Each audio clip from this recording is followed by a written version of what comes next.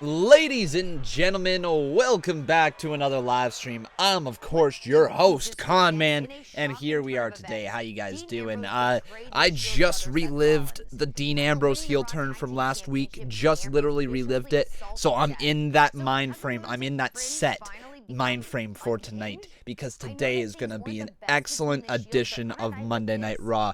We are going to find out exactly why Dean Ambrose turned heel on his brother Seth Rollins. We're also going to find out what Brock Lesnar has to say in regards to Braun Strowman, or if he's going to say anything. Maybe Paul Heyman does all the speaking again this week, but Brock Lesnar will be here tonight. We get the fallout from Evolution. Will Nia Jax get to face off against Ronda Rousey? Will that be announced for a later pay-per-view, or will that be directly tonight? There's lots of questions, obviously surrounding the Raw Women's Championship. Nikki Bella, is she going to interfere? Is she going to somehow continue her pursuit in the Women's Championship?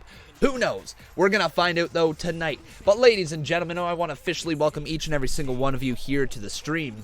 If you guys have never been in a Conman stream before, usually within the first 5-10 minutes we do what I like to call a roll call, so try to be in here early and maybe you'll get your name shouted out. But right now, it is time for that roll call. Everybody, how ya doing? And welcome to the stream. Who do we have in here? I see we got Pam M. How you doing? Randy Orton, welcome to the stream. We got Sophia Barajas, Alana Spain, Justin Gentry, how you doing? Lou Dog Reese Thompson, Long Live King X, The Weissman, Matthew Blackman, how you doing? Broken Kid, Jeremy Ramirez, welcome to the stream as well. How about Star Wars fan? Welcome, buddy.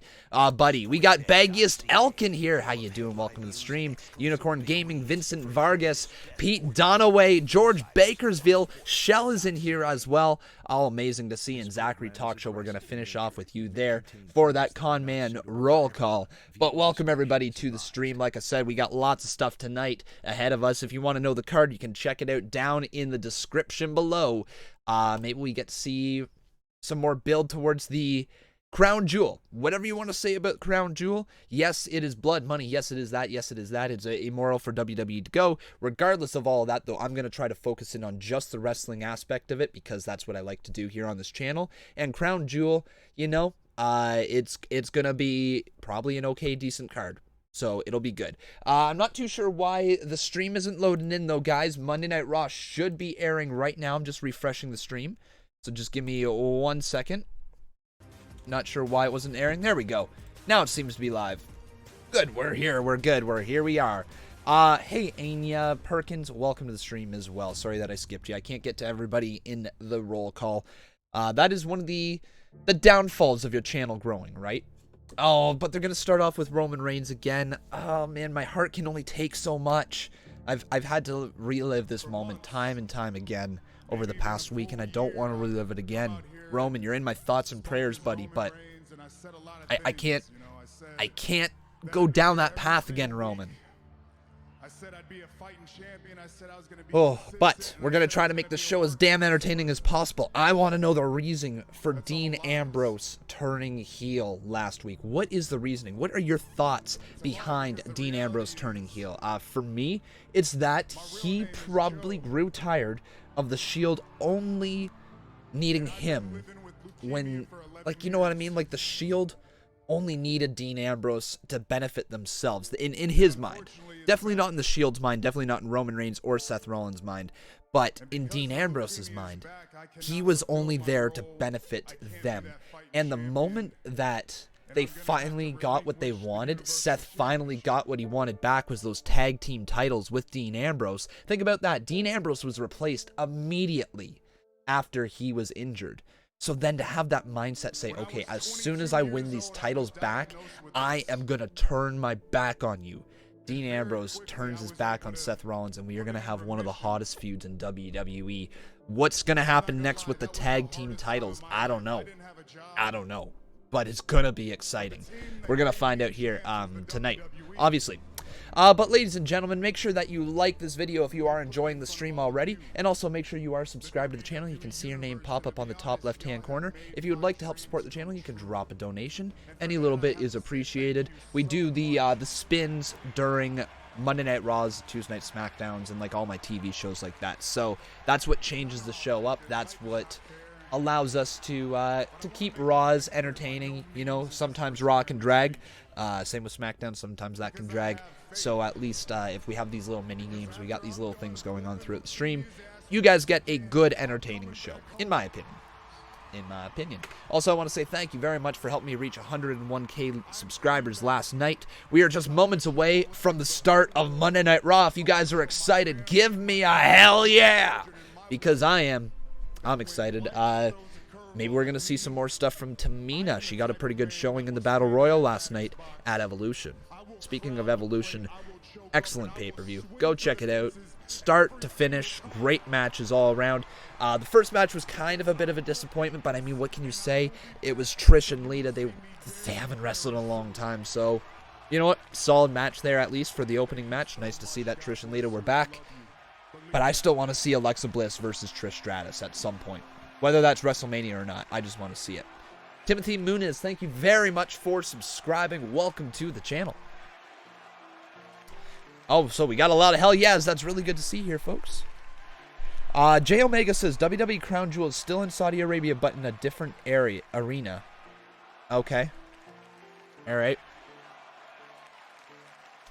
But I do like this video package, folks. I will say this much. It's a heartfelt tribute to Roman Reigns, the man. Joanoi. Dameloon412, thank you very much for subscribing.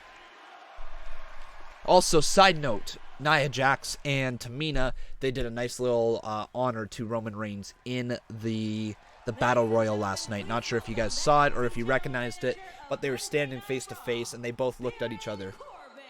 And they just went, hoo-ah! Right? Oh, what in the world? Corbin's got the Universal Championship. Last week was single-handedly one of the most emotional nights, not only in my role as acting general manager, but of my career.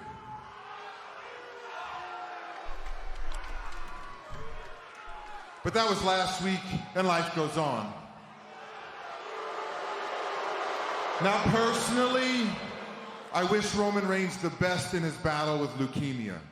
But professionally, if he comes back, I hope it's not to Raw. I mean... Oh, man. Corbin's using Roman for heat already. Come on. You know this looks good on me. And I'll tell you what, it feels good, too. Oh, okay. And Roman Reigns made my job very difficult. That's why it'll be... Yo, Brock Lesnar! Brock Lesnar is here to start the show. Oh, man. I was not expecting to see him this early. But I think Brock Lesnar has a little bit of, he's got some vengeance on his mind here. And Baron Corbin right now is holding the title that Brock Lesnar rightfully feels is his. I think he's going to have some trouble prying it from the grips of Corbin. I don't think he's wanting to give it up that easily. Considering Baron Corbin is the acting general manager, Brock Lesnar's got to be very careful here because, you know, still is technically his boss, at least his acting boss. By the way, I got to change Brock Lesnar's photo. That's how long it's been since we've seen Brock. Last time we saw him, he was the Universal Champion, so one sec. .com/superstars Brock Lesnar. Alright, let me get his photo updated here for you guys. Where is he? There he is. Alright. Cool. We are now updated. Brock Lesnar's now the rightful Brock Lesnar. Let's increase his size, and then we're going to hear what he's got to say towards the acting general manager, Baron Corbin. What do you guys think? Is this a match you'd like to see in the future? I wouldn't mind it. See what Baron Corbin can do up against the Beast. A one-on-one match, just an off-out here, Raw match. That'd be cool. That'd be really cool. Here we go. Back to them. Brock Lesnar. I mean, it is the Beast versus the Monster. Stop.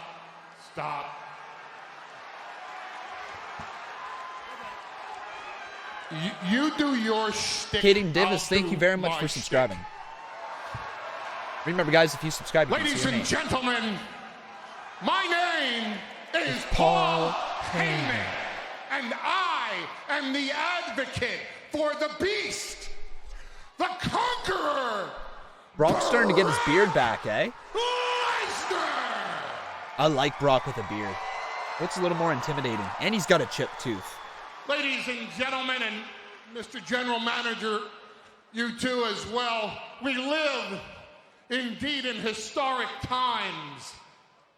4 days from now, history will be made Jamie once Pennington, again, thank you for subscribing. when my client, Brock Lesnar, takes that championship Lou Debray, back home boy, and thank you for places subscribing. it over his massive shoulders. Now, in order to Thanks, do Josh that, Baker. I'll read in a Brock sec, okay, bud? Lesnar has to beat Braun Strowman. Here's a heads up. This Friday at WWE Crown Jewel, Brock Lesnar will beat Braun Strowman. That's not a prediction. That's a spoiler. That's a guarantee. I couldn't be more clairvoyant in the outcome of this match if it were predetermined. Ladies and gentlemen, I'm giving you a heads up. I'm telling you something in advance. How often do you get that opportunity? How often do you get to know? Grandmaster for a Roaster, fact, thank you for subscribing. 100% guarantee history is going to happen. The Super Manifesting Bowl, peace, thank you. You know history is going to happen. The NBA Finals, the Stanley Cup, the Academy Awards, you know history is going to happen. This Friday, an unparalleled career of Jane milestones Lavier, and thank you for achievements subscribing. comes to a head when Brock Lesnar F5's Braun Strowman to become, once again, your reigning, defending, undisputed, Universal Heavyweight Champion. Brock Lesnar, if you guys are wondering. You're welcome. I've given you the inside information. You know it in advance. Omar So this Sachs, Friday thank you for can subscribing. see Welcome to the channel, dude. history unfold before your very eyes. I think Braun Strowman's going to come in. Oh, well, there we have it. As I say that, Braun Strowman has entered the arena. And the Monster Among Men has...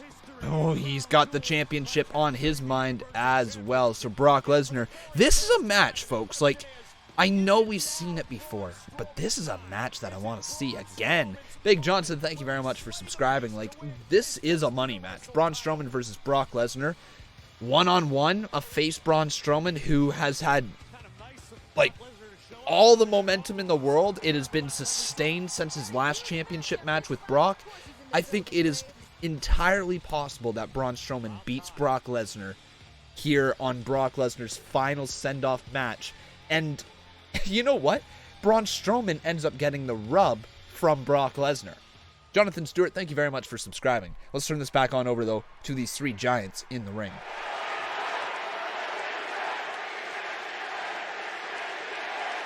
Drew versus Brock's a big money match as well.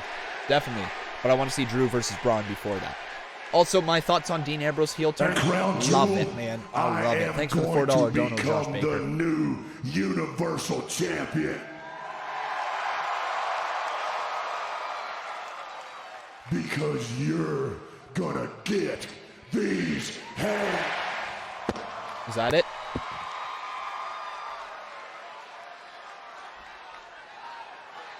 Baron Corbin just put his hands on Braun Strowman. That's not good. Oh, and yep, there we go. Braun pushing Corbin out of the way. Oh, now Corbin attacking Braun from behind. Lifted up for the power slam and planted down. Strowman just planting Corbin. They got power slammed for it. Damn. Fans are clearly behind Braun Strowman. Turns back around. Back into Baron Corbin. Oh, Lesnar posing with Lesnar lifts up the championship, drapes it over his shoulder, and stares down Braun as he delivers a power slam. The fans are chanting one more time. What do you guys want it? Do you want it one more time? Give me a chant one more time in the chat. It looks like we're going to get it. Braun Strowman lifts up Baron Corbin. Plants him again. But Lesnar now strictly behind. Oh my God. Lesnar lifts up Strowman. Lesnar has lifted up Strowman and hits the F5 onto Braun Strowman. Oh my God. Brock Lesnar planting down the monster among men. Is he going to do it one more time? Nope, doesn't look like it. Lesnar stands tall in the center of the ring with the Universal Championship high over his head. Good start to Monday Night Raw. That's how you addressed last week. I like the inclusion of Baron Corbin in it. He was treated a little too weak, I think. Just lifted up power slam 3 times. However, he was caught off guard by Braun Strowman. I get it. Kind of the sacrificial lamb in this promo segment, I guess you could say. But anyways, Strowman looking strong because Corbin's no slouch. Wonder if there's going to be any backfire for that from the acting general manager. Probably. But Lesnar gets the final laugh here as he hits the F5 onto the monster among men. But that Universal Championship is still by his feet. But ladies and gentlemen, welcome everybody here to the stream. My name's Conman. If you've not done so, please make sure you leave a like on this video. Every 50 likes, we do a dab. So here we go. Let's dab. Whoo! We got 1. And now let's get this all the way up to 100 likes. I know we can. But I want to welcome you guys here today. Should be a good show. Obviously, that was addressing the Universal Championship picture scene. We're going to find out what's to come with Dean Ambrose, I guess. We're going to see with Nia Jax against Ronda Rousey. We got DX and the Brothers of Destruction once more tonight. We're going to see something probably happen, as that is a headlining match for Crown Jewel. Okay. But yeah, this was last week. Man, oh man. Dean Ambrose and Seth Rollins. Crazy. Josh Baker, thank you very much, dude, for the $1 donation. I'm going to roll the $4 there from earlier. And let's roll the $1 from Josh Baker. I appreciate it, dude. Really do. Yeah, like, what are you guys' thoughts on the Dean Ambrose heel turn last week? Because, for me, holy crap, was it ever well executed. I don't think WWE could have pulled off a better timing heel turn, simply because of the Roman Reigns situation last week. I do believe that Dean wasn't going to turn heel until we found out about Roman Reigns. Like, I don't think he was gonna. So part of me is thinking that this is WWE's way of correcting for the lack of top heels, because with the move of Strowman over being a babyface and the move of Elias over to a babyface, you now need a top heel, because Drew McIntyre seems like he's top heel, right? You know, there's Brock Lesnar, Drew McIntyre, who's your number 3 heel? And that now is Dean Ambrose, because it was arguably before Braun Strowman at that number 3 heel spot, but now it's or number 2 heel spot, but now he's flipped on over to the babyface side. So, you know, we need to get some more heel talent. That's the reason for Dean Ambrose's switch, and they pulled it off in the best way possible by pulling into the real life emotions of all of us WWE fans. It was well executed.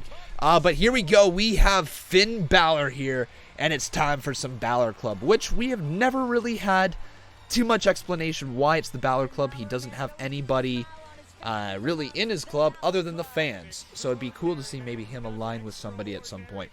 By the way, cool little feature here, Baron Corbin is still being helped out of ringside, and Finn Balor and Baron Corbin kind of have some history, so I think Finn Balor's gonna laugh at Corbin as he walks right by him. Yep, he gives him the too sweet and waves by. I love Finn Balor. He's so fun. And you know what? I think it's okay to have a guy in the upper mid-card who really doesn't matter if he wins or loses. He's not going to be pushed to the moon, but he's always going to be involved in matches, whether they're just throwaway matches or not. he's always going to be around because he has just got such a great fan base. And, you know, he's very much like Bayley. Very much like the male equivalent of Bayley. And it kind of makes sense that they're in a tag team, you know? Really does. Drew Butler, thank you very much for subscribing as well. But Finn Balor is going to be in the ring when we come back from commercial break. But we are now into commercial break, and I want to welcome every single one of you guys who happen to be just tuning in for the first time. If you are, please make sure that you are subscribed to the channel. You can see your name pop up on the top left-hand corner, and make sure that you keep on liking this video. If you would like to drop a donation of $5 or more, you can get a spin on the Wheel of Conman and the Wheel of Points. Now, I gotta quickly leave the screen here because I gotta go get something, but I'll be right back. So, folks, don't go anywhere. Conman will be right back. A healthy white smile, but the fact is, just brushing your teeth is not enough. Waterpik has a solution. This is the Waterpik Water Flosser. It removes food debris from treated areas and is more effective than string flossing alone. Brushing, even with an electric toothbrush, only gets the surface. But the Waterpik Water Flosser cleans the areas brushing may miss. To learn more, ask your dental professional about Waterpik. Why do I feel so dry? Boom, that's right, folks. Con artist shirt in the house. Conman makes a wardrobe change. How you doing? That's called continuity. If you just skipped ahead, I'm now wearing a black shirt. How you doing? But yes, guys, folks, I want to promote the crap out of my merch because why not? Folks, go get the Con artist t-shirt or the Bob Club t-shirt if you happen to be representing them. You know, completely up to you guys. You can also get your Conman hats. You can get your Bob Club hats and all of that great merchandise. So everybody go check it out. Down in the description below, get your merch, okay? Okay, glad that we got that out of the way. I'm actually really curious, who are you guys a part of? Are you a part of the Con Artists, or are you a part of the Bob Club? Or are you a part of neither and you just don't care? Let me know. Right now, I want to see everybody. Type who you're a part of. Let's see it. Get Finn, AJ, Gallows, and Anderson all together as the club and give them a feud with the Undisputed Era. Ooh, I would be down for that. Yeah, I'd be down for that. 100%. Here we go. So we got a few people saying Bob Club. There are some Con artists. Both? Nah, it's got to be one or the other. You can't pick both. I don't care. I don't care. So there are a few I don't cares, but that's okay. Con artists? Con artists? Cool. Ooh. So we got a few more Bob Clubs in there as well. You know what? It's really nice. With all due respect, Conman, how do you know what Finn is going to do if he just entered the ring? Did JoJo say, please welcome? How do I know what Finn Balor is going to do? Just because the way that they present it. You never get an entrance and then them cut to commercial break and then come back and it be a promo. Not when you just had a promo segment. Usually, if you have a promo segment, the next segment's going to be a match. That's the reason why. You just recognize that from watching WWE a lot. Onyx Blackco, thank you very much for subscribing. But Finn Balor is going to be in this ring, and he's going to have a matchup, I'm going to guess, against Jinder Mahal. Don't know why. Just assuming because we've seen that match, and WWE tends to repeat matches, and they don't have anything to do for either of them. I could be wrong, though. I don't know who it's going to be. I really don't. Who do you guys think that Finn Balor is facing off in this matchup? Did I see your question? No, sorry, I didn't, dude. A lot of chat going on. There's a lot of chat. The only way that you can guarantee that I read your question is if you drop a donation. As little as $2, you can have your question highlighted, and that way is for sure that I will answer it. I do get around to every single donation because I feel if you guys want to spend your money, I can at least read your comments. It kind of a little gripe of mine when, you know, YouTubers don't read the donations. I get it when you have like 36,000 viewers, but when you have, you know, just like 2,000 viewers or something like that, you can read every single donation. You really can. Okay, was this Lashley though? I actually know what. Shoot, I forgot that Lashley was in a feud. Sorry guys, I completely scrapped the Jinder Mahal thing. It's Bobby Lashley. Why did I say? Wow. Talk about me forgetting completely what happened last week. I guess this whole thing just kind of got pushed to the back of my mind. My bad. Finn Balor, though, yes, he is probably going to face off against Bobby Lashley. Here's Leo Rush. Finn Balor. Some people call you an extraordinary man that can do extraordinary things, am I right? Almost. Well, the man of the hour thinks that you are just an extra, not so ordinary guy that got lucky last week. You didn't deserve that victory. You didn't deserve that win. It was a fluke, okay? And you know it. There is nothing that bothers my man more than a guy like you that just comes out here in your black leather jacket with a huge false sense of self-confidence. Hey, Finn, the big man is gonna make you humble tonight. The big man is going Killer to Trap dominate tonight. Fame And the big man 1000 is Gaming. going Thank you very to much for beat you subscribing. tonight. And you know it. These people in this ridiculous city of Charlotte in North Carolina, they know it. They know it. So how about you stand up? You stand up and you help me cheer for the man that is going to win this match tonight. You help me cheer for the big man, for my man, His man. Lashley.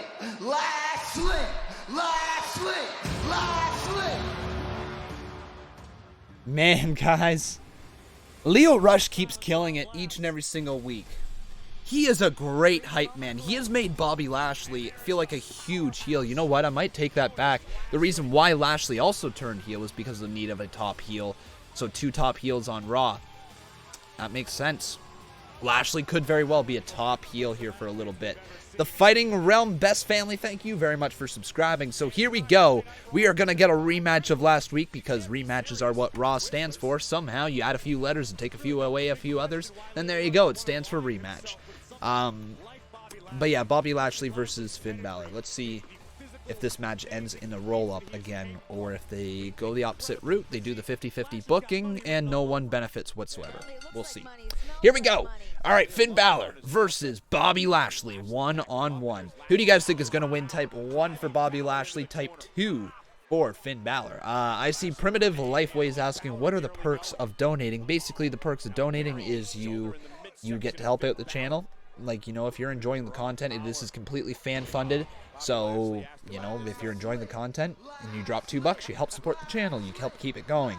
If you do drop $2, though, you can add a comment to your thing. You can get your comment guaranteed to be read. If you have a question, you know, that's the time to ask it.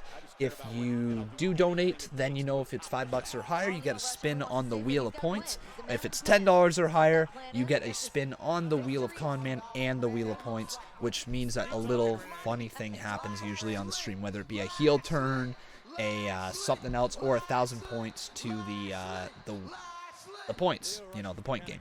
I don't know. I try to think as much fun ways that I can add stuff for your guys' donations, but if you ever want more, let me know. You can always tweet at me, okay? Tweeting at me is the best way, like, throughout the day to get your suggestions heard for the streams, okay? Also on Discord, if you guys put it in the channel suggestions or video suggestions, stuff like that, I do read that stuff. That's where you guys can get your feedback to me.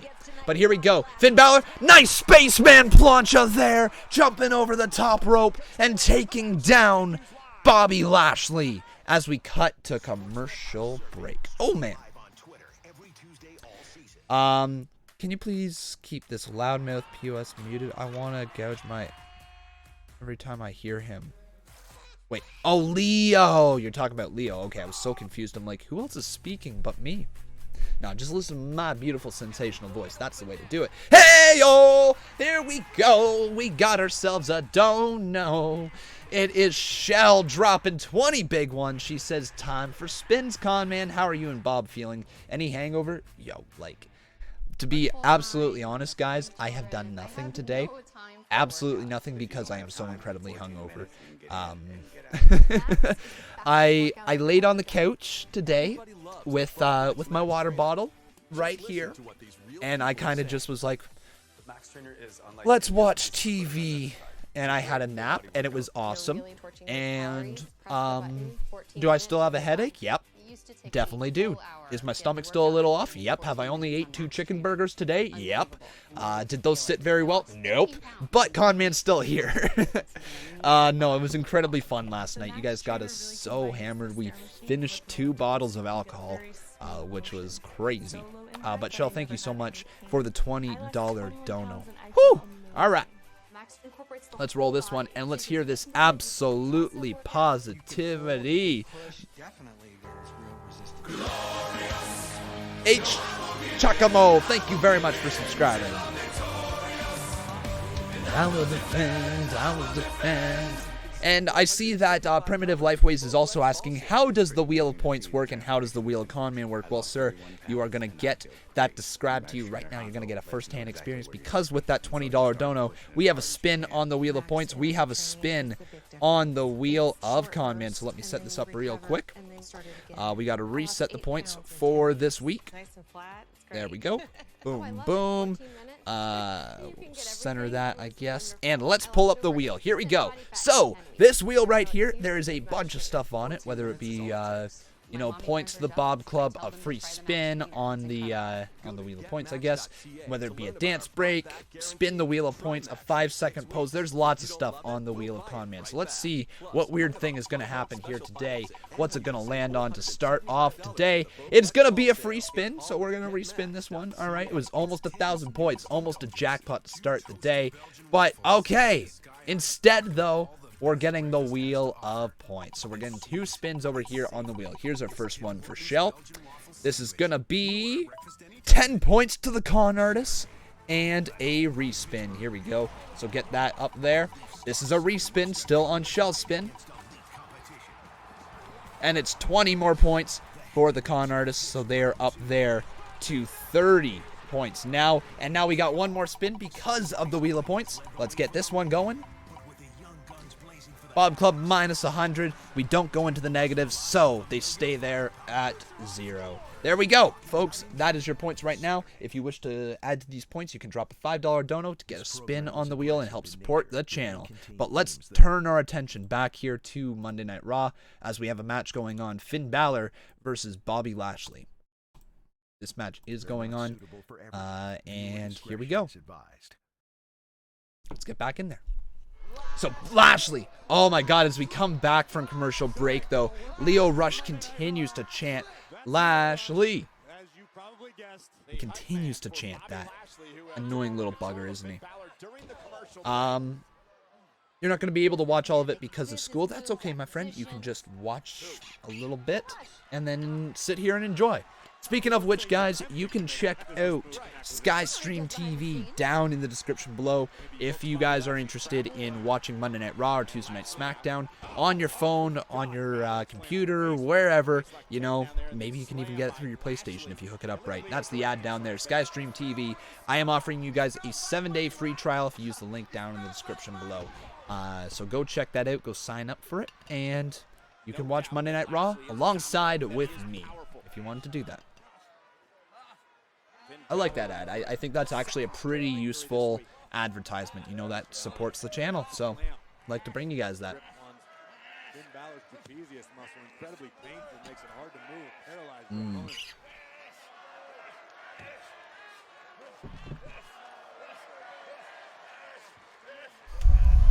But Lashley has a grip lock locked in there. There's a knee to the midsection, though, and Lashley still continues to hammer away on Finn Balor. He's got the upper hand right now. Finn Balor's not putting up too much of a fight, but we're going to see Finn Balor rebound pretty soon, I think. Lashley's character, you know, it's it's a strong, believable character. He looks like an asshole, so you know what? That works. But there we go. Finn Balor gets the feet up. There's a forearm to the face, and Finn Balor's starting to fight his way back into this matchup. Ducks under the clothesline. Here he goes. Another forearm, and this time Lashley crashes down to the ground. By the way, guys, is my microphone like too high? Is it like cutting out, or is it sounding too distorted when I yell? Let me know, okay? Because I got to adjust the volume if it is. But man, Lashley tries to go for a powerbomb. Nice back body drop there by Balor, and a double stomp there to the chest of Lashley. Oh man. Lashley's in trouble here. There's the running chop from Balor. Yeah, please let me know, guys, if my microphone is too loud. Okay. But Balor there. Jumps over top of Lashley. Lashley catches him, though. Lifts him up, going for the power slam. Oh, my God. Lashley, plants him down. Is that the Dominator? That might be over. 1, 2. Oh! Not quite. Please adjust the mic level. I hear a little distortion. Thank you. Thank you. That's what I was looking for. Somebody to answer that.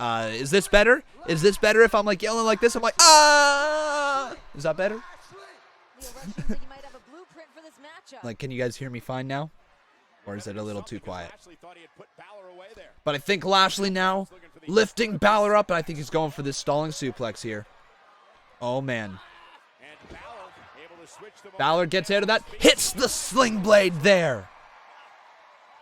Oh, man. Damn. Thank you, guys. Still way too loud, or is it still good? Is this much better now, or do you want me to turn it down just a little bit? I think it looks much better on my end, though. But Balor now. Lio Rush tried to get involved. Oh, Lio Rush, did he just shove Balor? I think he did. Lio Rush is getting in trouble, though, by the ref. There we go. Steps up, kick right there. Oh, man. It's perfect. It is fine. You good? Sweet. Balor up to the top rope, though. This time, Lio Rush takes advantage. And there's the disqualification. Lio, man. Oh, my God.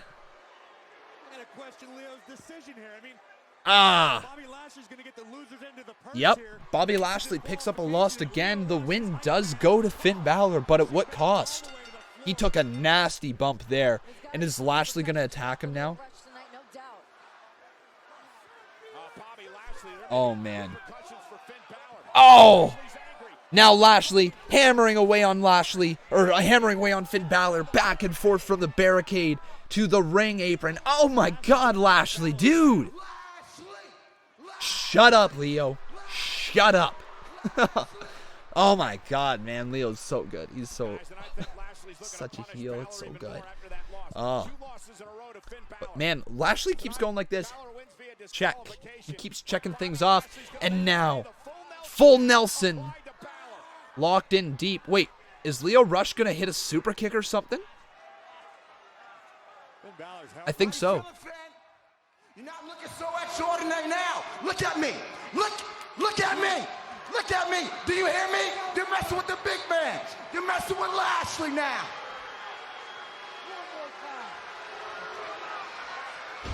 Wow. Lashley. Lashley. Lashley. Lashley. Pick him up. Pick him up. Right now. We get the point. Leave him. Lio Rush still directing traffic. Oh, man. Oh! Blatant disrespect for Finn Balor. What is wrong with these two guys? Finn Balor just laid out from this nasty duo of Bobby Lashley and Lio Rush. Man. Lio Rush. Dude. What are you guys' thoughts? What do you think about that segment? Did you like it? Was it good? You know what? I think it fully establishes Bobby Lashley as a nasty heel, in my opinion. But folks, if you have not done so, please make sure you leave a like on this video. Let's get this all the way up to 150 likes. Thank you very much for 100 likes. Here's a dab. Whoo! But make sure you keep on liking. Next dab happens at 150 likes. Also, guys, please make sure you subscribe to the channel. I would love to see your name pop up on the top left-hand corner. If you would like to help support the channel, you can drop a donation. Any little bit is appreciated. And if you guys would rather spend your money and get something back, you know, where it's not a donation or anything like that, you can go get the amazing Con Artist or Bob Club t-shirt. There's also the hats right here. You know, you can see the different colors right there. There's posters. There's everything. So go check it out, okay? Really go check it out. It is it's some good stuff. I promise you. I don't like to make crap. That's for sure. And as you can see, you can pick a club or the Con Artist, whichever one you want. We're gonna run a couple ads here, guys, though, so yeah, that's what we're going to do. And the Flaming Ninja, thank you for subscribing. Cool name. Flaming Ninja.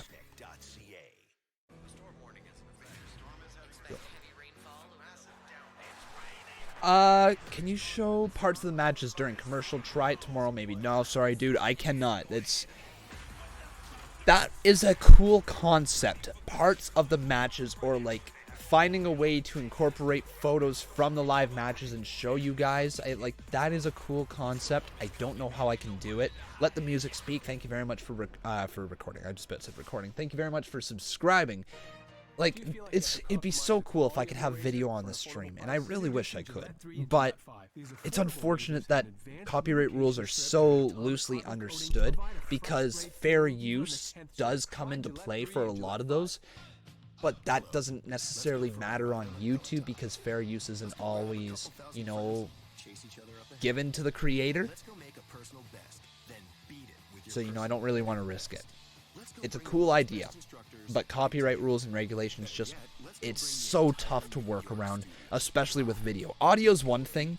I don't think people mind, you know, redistribution of their audio or anything like that too much, except for, you know, music companies and places like that. But like for WWE, and where we're just using the promo sound, that's usually fine, because that's clearly fair use. You know, you're adding to the content, you're making your own content out of it.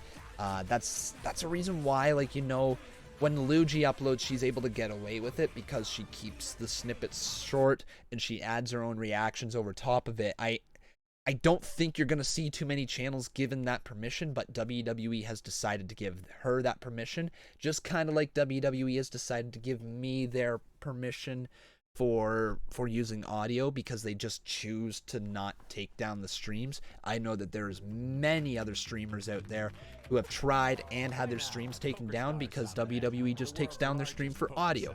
It may not be fair. I know I'm in a very lucky position to not have my streams affected.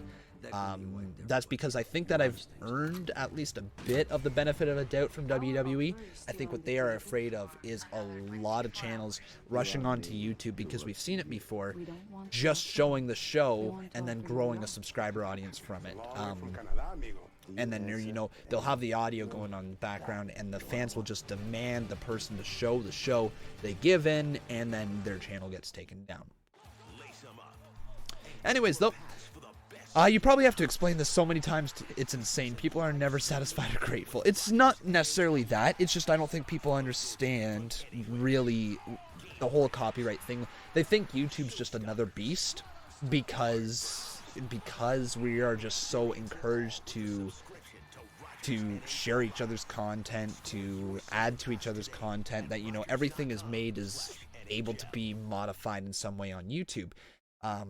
That's what we're used to, but TV does not translate to YouTube. TV hates YouTube, so they're trying to keep everything on TV and not make its way to YouTube, which is why copyright rules from WWE are so important, because they want all those views to go to their YouTube channel. They don't want them split out amongst everybody else in the entire YouTube community, right? I hope that makes sense. Anyways, though, we are back to Lio Rush and Bobby Lashley backstage. I think he's in here. Hey, you want to see us, boss? Look, you okay? Yeah, I did. Look, I wanted to personally tell you, what you just did to Finn Balor, that was impressive. He's disrespectful, and he's been a pain in my butt for months now, so it was good to see him finally get his. And I mean, after last week... No, don't talk about last week. You know, last week was a fluke. Finn's good, but Finn is nowhere close to my level. No, he's not. You're one of the best in the world. And now I'm going to give you a chance to prove it. Because of your performance tonight, you've officially qualified for WWE World Cup Tournament at Crown Jewel. There you go. Yeah. That's what I'm talking about right there. Yep. So I think Lashley's going to be seen as I replacement. thought that tournament was already full. Who am I replacing? Someone who didn't qualify. You're going to replace John Cena. Oh, there you go. My man.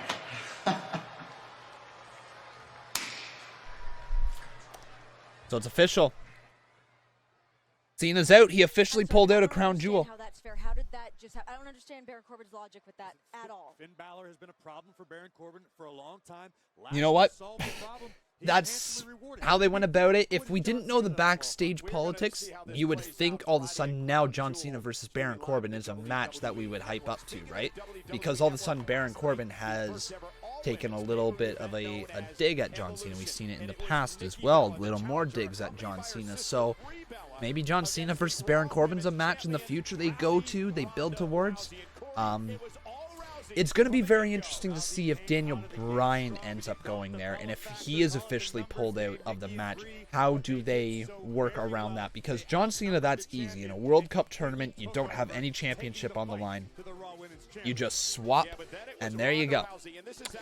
You just swap John Cena and Bobby Lashley, and there you go. That's how you replace that one, but I don't know how you swap Daniel Bryan. I really don't. Lost the match, qualified. Oh yeah, Johnny Ferris, he did lose the match, but I guess he beat up Finn Balor. It's just a heel thing. It's just a heel thing. There you go. That's just how it's gonna work. It's gonna be a heel thing. It's gonna be more of a gripe for Finn Balor, yada yada yada. It's WWE got booked into a corner and they did the cheap way of booking it. Could have been worse. Oh, they are building towards it. Yes, yes, yes, yes, yes, folks. We are going to get Ronda Rousey versus Becky Lynch at Survivor Series. Oh, my God. They're building to it. Oh, my goodness. Yeah, baby. That's a match I want to see. Here's the post-show. Evolution, Becky Lynch, and Ronda. What's up, champ? Congratulations, champ. Congratulations to you, too. It's a great performance, champ. I'll be seeing you soon. Wow. Yeah, we'll be seeing you soon, champ. That takes place in... Oh my God. Oh my God, guys. I got goosebumps. I legitimately have goosebumps. Hey, Lita. Okay. Okay. Lita. Welcome. Welcome, Lita. Okay, so we are getting Lita on the show. We can also get Trish. I welcome back to Raw again. Yeah, we're getting Trish as well. Cool. Oh. Man, the Hall of Famers, are they in action? Are we going to see Trish and Lita in action here? They're wearing their ring gear. Oh my God, and Natalya? Wait, what is this matchup? What's this matchup? Is this that is this the 8-woman tag match that they were announcing earlier and I just didn't look at the pictures? Is that what this is? Yeah, I think that's what this is. Or is it 10-woman? But Sasha Banks here as well. 10-woman tag? 10-woman tag, okay. Had a dream, I hadn't made it. And Bayley, okay. Alright, this makes sense. So, let me see if I can find this photo on Twitter, because I don't really want to add all their photos in, because they won't fit on the screen, to be quite honest. Let's go to Twitter and see if I can find this matchup. Lita. Interesting, though, that they're coming out to Bayley's theme song, that they're all going to come down to the ring to Bayley's theme. That's kind of cool. So 10-woman tag team match. Interesting. Let me just see if I can find the photos. Yep, there we go. That's the match. Or that's the thing I wanted. Beautiful.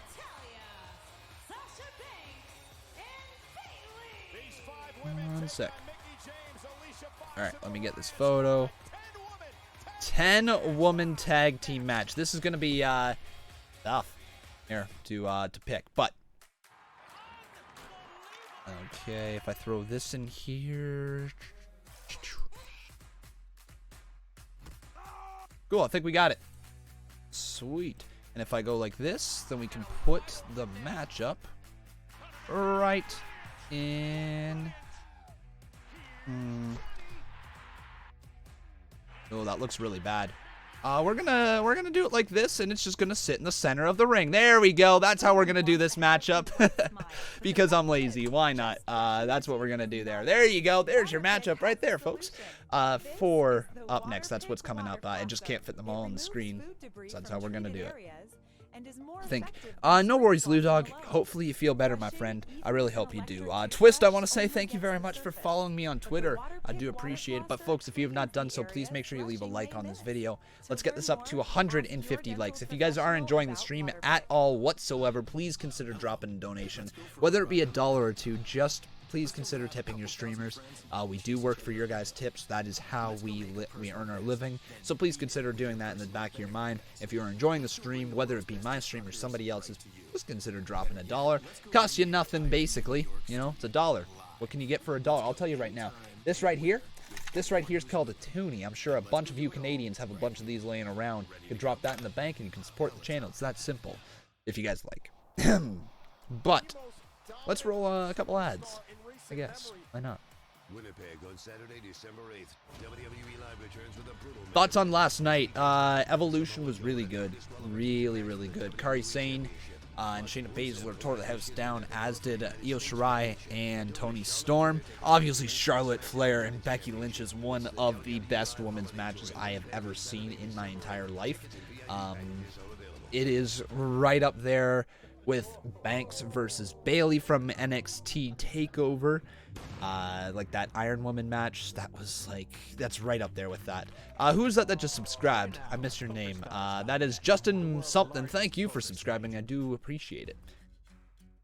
Yeah, man, it was really good. It was really solid from start to finish. Even Ronda and Nikki was not a bad match at all. It's exactly what we thought.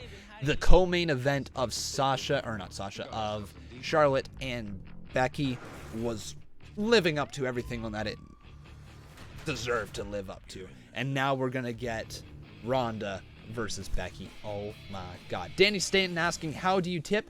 You can tip using Super Chat, which is the little $sign right in the chat. So right where you type, you'll see somewhere along there, it's like a little $sign. Click on that. That's how you tip. Okay, there was a lot of flops. I disagree with you on that one. I think it was pretty good.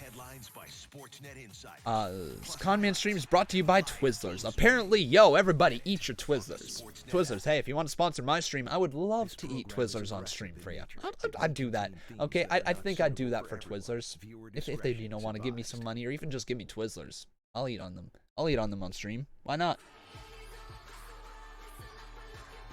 Please read. This may come as a shock, but I have Becky beating Ronda at Survivor Series. You know what? I do too. I don't think it's going to be clean, though. I don't think it's going to be a clean win for either, because both of them are going to have such good momentum behind them that Ronda versus Becky is going to be a huge match and a huge build to it. But I don't think that it's going to end clean, but I do think Becky comes away with the win, because I think somehow Ronda is going to get costed that match, whether it be Nikki Bella, whether it be Alexa Bliss, whether it be Nia Jax with a heel turn. Then something's going to happen along those lines to allow Becky Lynch to pick up the win and continue down the road that she's going. Here's the Riot Squad as well. So everybody, here we go. Who do you think is going to win this matchup? Type 1 for Trish, Lita, Sasha, Bayley, and Natalya. Type 2 for Ruby, Liv, Sarah, Alicia, and Mickey. Alex says, you're a very good YouTuber, and you earned my respect and my sub. Congrats, man. Dude, thank you very much for subscribing to this channel, and welcome to the Conman community, as well as everybody else who has joined the community within whether the last 24 hours or the last 30 days or whatever it may be. If you've been around since day one-ish, welcome to the channel, and thank you for sticking around and continuing to view my streams each and every single week. I love my job. Love my job. We're going to continue down this road as long as I possibly can, because damn it, I love bringing WWE content to you guys, and I truly believe that this format, this type of fan interaction, is what is needed in sports, whether it be MMA or WWE, baseball, hockey, football. I think that this style, this format of shows where we get to interact with the people, where we get to talk, where we get to analyze and just have fun watching whatever it may be, that's what I think the future of this channel could be.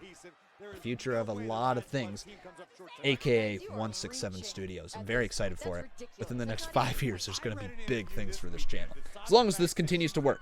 So hopefully you guys will join me along for the ride. But here we go. We are starting out with Trish Stratus in the ring against Sarah Logan. Imagine Kenny Omega made a surprise entrant in the Royal Rumble match. Imagine him winning it. It would be amazing. It would be amazing, Jay Omega. But don't hope for it. Literally, the fact that AJ Styles came back at the Royal Rumble is a big enough surprise, and I don't think we're going to see Kenny Omega this year, but you never know. You never know, but I highly doubt that. But Trish Stratus, though, looking to intimidate Sarah Logan. She does, and there's a tag out. Liv Morgan, though, gets hammered down, and Trish continuing to look impressive in this ring. Nice work. Do I have any pets? Technically, no. Technically, no. Oh, wait, hang on 1 second. Lita's in the ring, though. It looks like Lita and Trish are going to do what they did last night. Oh, man, that flying clothesline there where Trish barely allows Lita to get up off the ground. It's okay, though. But no, technically, I don't have any pets because I don't live at home anymore.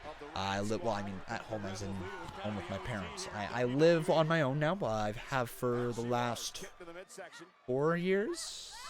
4 years for the most part. Other than going back, like, during summer or whatever. But this year is the first year I've completely lived away from home, whether it be through coming here for the summer and staying here over summer and whatnot. I completely live away from home now, so I don't technically have any pets because my parents have a dog, even though he's my little buddy. I love him. But we got chaos here in this 10-woman tag team match. The Riot Squad and Mickie James and Alicia Fox have all been taken out by Trish, Lita, Sasha, Bayley, and Natalya. All right, that's what it is right now. Con, who would you want to see have one more Women's Championship reign from any former WWE Women's Wrestler?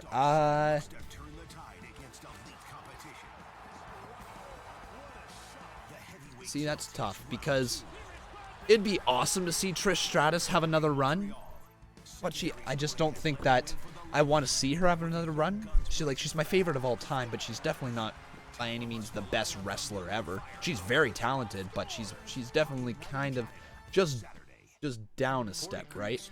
Obviously, anybody would be if you've been away from the ring for like 10 years or whatever it is. So, but Trish Stratus would be cool to have another run. If I had to pick a former WWE Women's Champion that I'd like to see have another run,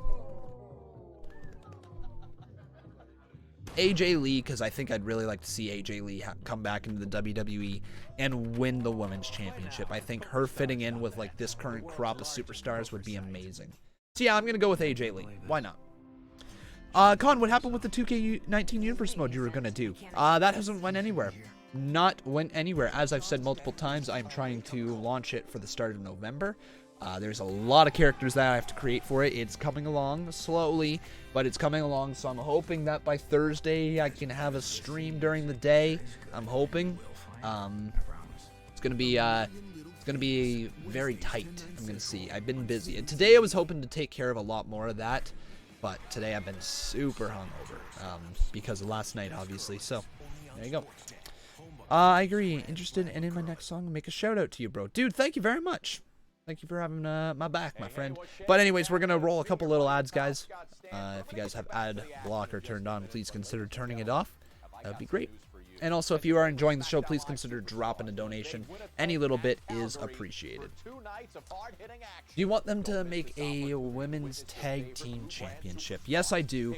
I badly do. I want to see Women's Tag Team Championships. They're coming sooner than we think. WWE has handed out the signs that says we want Women's Tag Team Championships or something like that. It's just a matter of time. Stephanie McMahon even said it herself that the Tag Team Championships are closer than we think. So, does that mean the new year that we get them? Does that mean by the time Survivor Series rolls around? Because if it's just one Women's Championship or one Women's Tag Team Championship, maybe it's a Survivor Series Fatal 4-Way for the inaugural title between maybe Riot Squad, Absolution, I mean, I keep calling them Absolution, but, Mandy Rose and Sonya Deville. Could be between Asuka. You could, have Asuka and Naomi in there. You could have, Obviously, you know, Bayley and Sasha would be front runners. That's probably your fatal four-way there, I think. That would be the 4 I would go with. Anyways, though, it would be really good. I want to see it. But we come back from commercial break. Bayley and Sasha now working together as a team and hammer away on Alicia Fox. Their tag has been made. Comes back in the ring. Does Trish Stratus. This is cool to see that Trish and Lita are working multiple matches, though. Back elbow there from Sasha. Oh! Double team from Trish and Sasha. And that had to have been like the coolest thing in the world for Sasha Banks. Just like this massive fan at heart. Just doing a double elbow with Sasha Banks. Now, is she gonna work? Oh, nice roll up there. Cover. 2. Kick out by Fox. Quick tags constantly made there. Nicely done. Oh, man. Foxy with a nice tumble there. Mickie James, though, trying to get involved. Gets kicked for her efforts there. And a big boot from Fox to the face of Sasha Banks. Anything happened so far with Rollins and Ambrose? Not yet. But it's just a matter of time until it happens. It definitely will here very, very, very soon.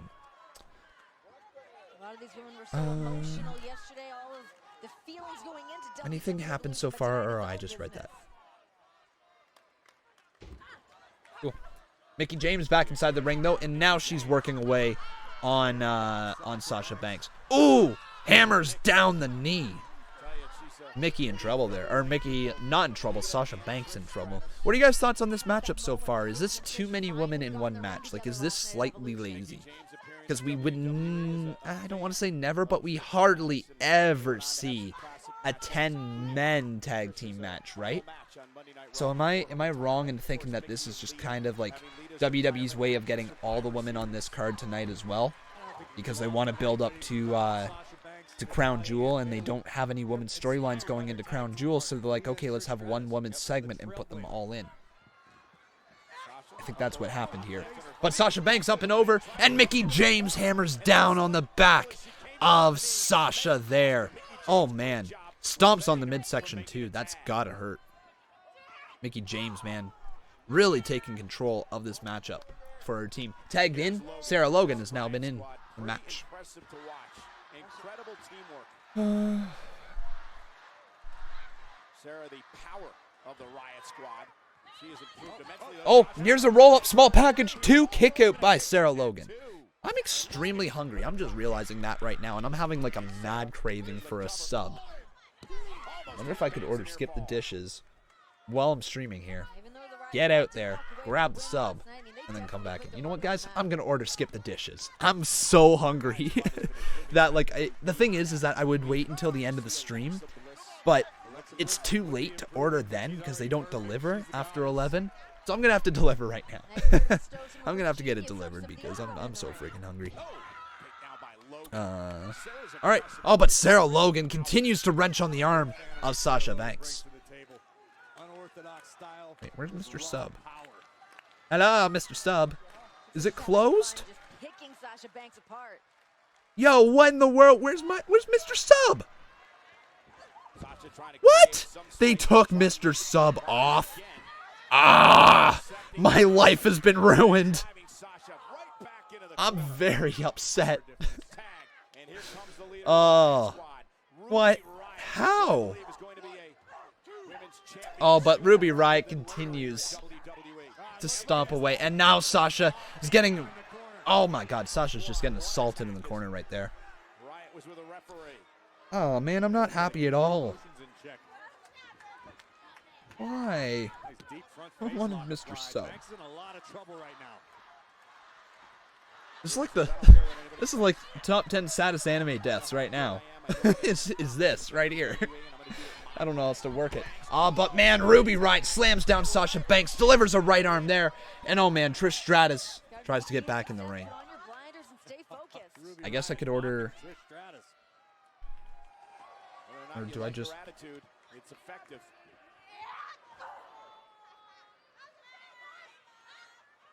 And Ruby now mocking Banks. Anyways, oh man, Ruby Riott though just sent right in. Oh, but Alicia Fox tags herself in, and there we go. Roll up. 1, 2, kick out. Oh my God, Alicia Fox just got sent right into the corner there. That was weird. This match is really breaking down in a weird way. Natalya, though. Natalya. Tag has been made. Here we go. Sasha Banks is out of the ring, and Natalya's now back in here. There's a forearm there, and Natalya sidesteps Alicia Fox here. Puts her on the ropes, off of it, and down seated. Off the ropes, steps over Alicia Fox. Drop kick to the face.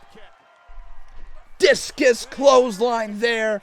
Cover hooking the inside leg. 2 kick out. No, broken up by Sarah Logan. And now Trish Stratus with a little modified sling blade bomb there. Mickie James up top though. Oh, Trish Stratus going all weird here and does the head scissor takeover there to Mickie James. Sasha Banks on the top rope. Double Luthez press there. And Sasha Banks taking down them. But oh, Liv Morgan and Ruby Riott back inside this ring. Now they hammer away. Bayley though making the save and Lita making the save. Lita and Bayley. What do they got in mind? Double twist of fate. This is cool. No. Oh my God, are we going to see a double moonsault? Are we going to see a double moonsault? Bayley up to the top rope. No, Bayley's not going to hit the moonsault. She drops the elbow onto Ruby Riott, and now Lita up to the top rope. Here comes the moonsault. Lita makes the moonsault there onto Liv Morgan. But Alicia Fox still in this matchup here. Wait, what's Alicia going to do? Oh my God, yes! We're going to see it, some heart attack right here to Alicia Fox from Natalya. Cover 2, kick out by Fox. No way. Oh, but Natalya now steps through. This is just unbelievable. Oh my God, now the sharpshooter locked in deep, and Alicia Fox has to tap out. Wow. Your winners are Trish, Lita, Sasha, Bayley, and Natalya. That ending was fantastic. Wow. That ending was fantastic. Kudos to every single woman in that match. Everybody held their own. Wow.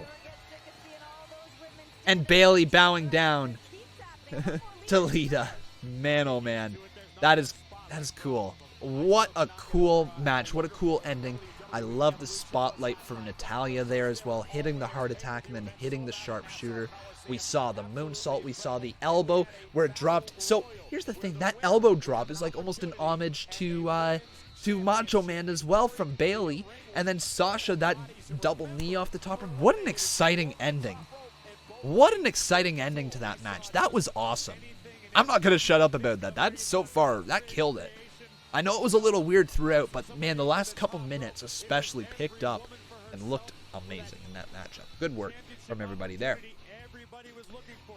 But folks, if you have not done so, please make sure you leave a like on this video, and if you are enjoying it, please consider dropping a donation. Doesn't matter how much or how little, any bit is appreciated. Remember, tip your streamers if you enjoy the content. Also, guys, like I said, please make sure you subscribe to the channel if you want to see your name pop up on the top left-hand corner. It's that simple. So subscribe, and you'll see it. Ladies and gentlemen, please welcome the winner of the WWE Evolution Battle Royal, the Irresistible Force, Nia Jax. Here's Nia. Nia, congratulations! Now, with your victory last night, you have earned a future championship honor opportunity. So when do you plan on challenging Ronda Rousey? Well, Ronda has Becky next at Survivor Series. And when Ronda makes Becky tap, proving that Raw is the dominant brand, I'll be waiting for her. Now, you eliminated 4 women on the way to your victory last night, which was impressive, but not as impressive as my next guest, who eliminated 5 women. Please welcome the She-Nom, Ember Moon. Thomas Palmieri, thank you for subscribing. Here's Ember. You know, I still get chills thinking about making history last night. I mean, I think it was the thrill, the adrenaline, something took over.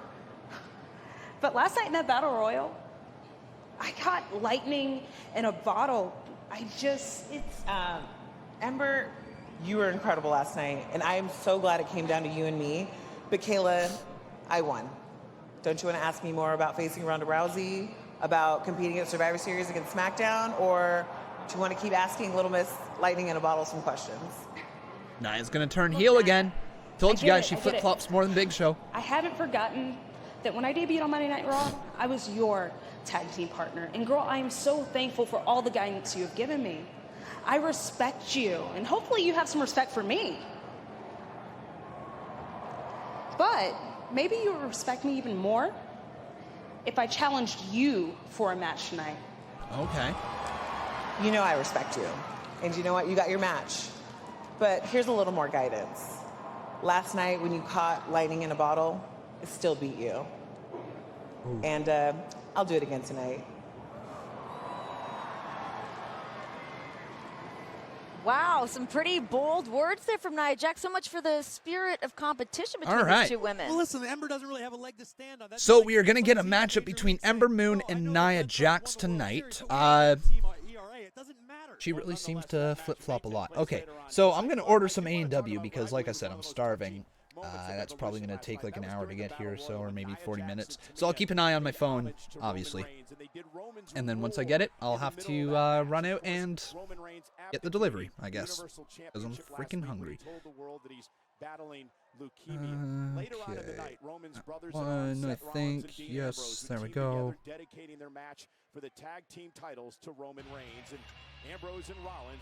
Hey! I got food on the way. Sweet. First time I think I've ever done that, folks. That I ordered actual food when I'm just here by myself on stream. I don't normally do that ever, but tonight's gonna be a different night, I guess. But it looks like we're getting Dean Ambrose and Seth Rollins up next, and we're gonna hear maybe from Dean. I hope it's from Dean as to the reason why he turned. I hope it's not Seth Rollins we hear from first. It's got to be from Dean. No, it's got to be Dean. Sweet. 36 minutes until food is here, so that's what I'll wait for.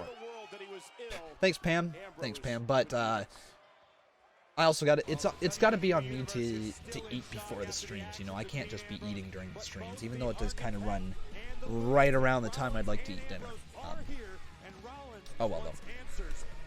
But here we go, folks. We got 777 viewers. Let's get some more likes, folks. Please make sure you continue to like this video, okay? Let's get this like count up, and up, all right? We got to get it to 200. I know we can.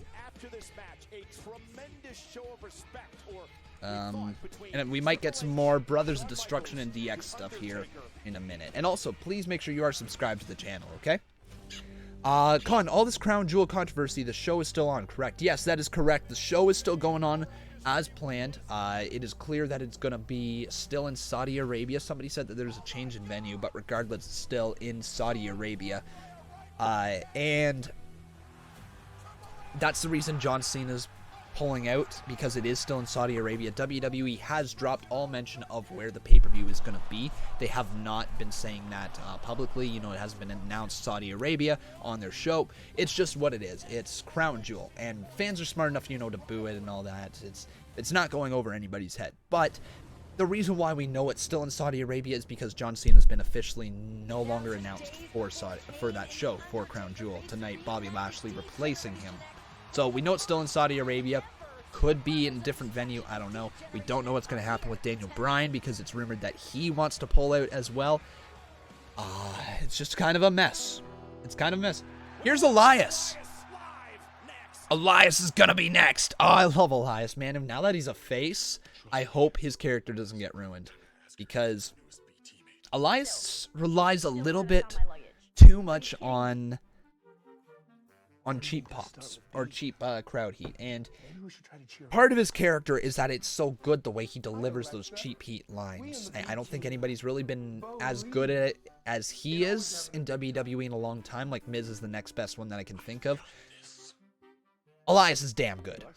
So it's going to be interesting to see how he works as a face, because we haven't gotten to see that yet. Obviously last week, you know, with his attack on Baron Corbin, he's slightly edging towards more of a face. But I'd like to see him, you know, continue to be as entertaining as he is on the microphone, but not rely on, I guess, how can I say this? Not rely on the cheap heat, right? If he can just improve his promos to get the great fan reaction that he's been getting, then, you know. But you just got to be careful, because he started out as supposed to be an annoying character. You got to see how an annoying character can shift into being a babyface. It's kind of tough sometimes. Crown Jewel's blood money. Yes and no. yes and no. It's here's the thing. I'm gonna give WWE just a tiny benefit of a doubt because they signed a 10-year contract. And you can say as much as you want about WWE, you know, it's wrong. It is 100% morally wrong for them to go there. It is 100% ethically wrong to go there. And kudos to John Cena for stepping up and pulling out of the event. It is 150% morally wrong, okay? Let me say that right now. Contractually, business-wise, you can't just pull out of contracts. You sign them, you have to follow through on a contract. If you don't, it's called breach of contract, and you open yourself up to a lawsuit. That is how the real world works. WWE is a publicly traded company. If they were to get a lawsuit against them, their stock shares would plummet down the drain. It is wrong for WWE to go to Saudi Arabia as of the current information that we have, as of all this stuff has come out. Was it wrong for them to go there a couple months ago for the greatest Royal Rumble? You can say maybe. Maybe, yeah. Maybe a little bit wrong, maybe a little bit morally wrong, maybe a little bit ethically wrong. But at that point, they hadn't killed anybody. Right? The government hadn't killed anybody, at least at that very moment. This current crop of government, the Prince of Saudi Arabia, whatever his name is, wasn't linked in this. We don't know for sure if they haven't killed anybody. I'm sure they had. They're a terrible, terrible nation. But the people in it aren't terrible, so they deserve entertainment. Not everybody's terrible in Saudi Arabia, right? They deserve entertainment. They deserve, just like you and me. If you're an American, think about this. Imagine your country, how you are allowed to do things. Imagine if saying, like, you know, WWE came to your town and you weren't allowed to go to it because, or no, say there's a big event. Let's say this. Say WWE is coming to your town and there's some sort of controversy going on in your town and they have to pull away from it. And you are told that the reason they have to pull away from it is something that didn't happen to you, that you were not inflicted in, that had nothing to do with you whatsoever. You just wanted to pay your ticket to see some of your favorite superstars of all time. It would be frustrating. The Australian show is a better way to put it. The Super Showdown, if that had been pulled at the last minute, all Australians over there who wanted to see their favorites would have been up in arms. Because it's like, hey, we deserve to see our favorites too. Just because some asshole killed somebody doesn't mean we don't deserve to see them.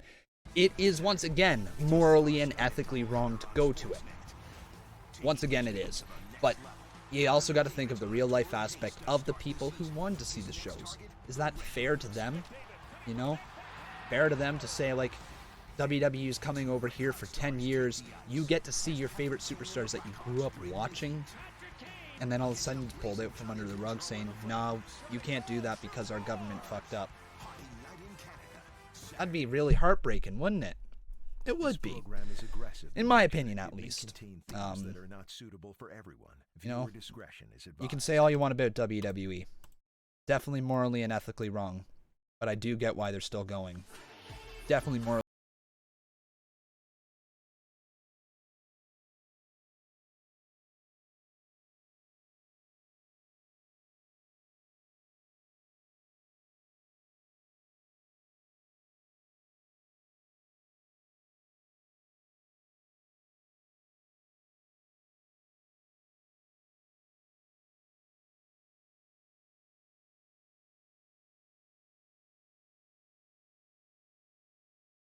Right. But wrestling is not just WWE, you know? Wrestling is what you see on the independent scenes all the time. Wrestling is a part of WWE, World Wrestling Entertainment. You know, that wrestling and entertainment thing does get mixed together, and it allows them to have lots of pull, you know? Linda McMahon is in Trump's, whatever it's called. I'm not too up to date on that, but I think, like, Linda McMahon is in, like, Trump's, like, whatever that word is called. You know what I mean? I think I could be wrong, though. Here's Elias, though.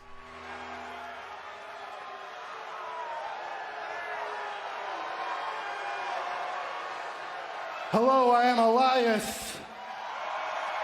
They don't kill reporters all the time, though. That's the big thing. That's where the big thing is. Reporters are just doing their job. Yes, governments kill people all the time. Yes, it's still wrong. It doesn't matter. But the fact that it's a reporter just doing his job, reporting on something, that's where the big thing is.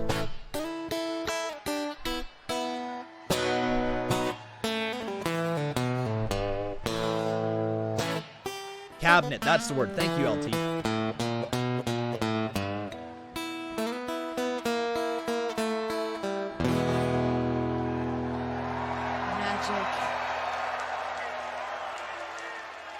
Ladies and gentlemen, I am the living truth, and the truth shall set you free. Everything I say is designed to get you to the promised land. Everything this company will be hoisted on my shoulders, and it all hinges on a universal truth, one that everybody here knows, and that is that WWE stands for Walk with Elias. I said WWE stands for Walk with Elias. Woo! Woo! Baby. Yeah, he's so over. Now, I came into Charlotte early because Ric Flair has been wanting to hang out with Elias. All right, we're going to start to see what face Elias is like. That's right. So he invites me over earlier, and he says, Elias, you are my favorite. And I said, Rick, I know I'm everybody's favorite, but what are we doing here, okay? He says, well, he goes on to tell me that I'm the man, and he's just so happy about what I did to Baron Corbin last week. He says, Elias, I got to relive that. I got to feel that again. So let's air that right now. Rick, this one's for you. Look, we just don't have time. This is last week, by the way. To accommodate your performance. You worked for me. Get off the stage.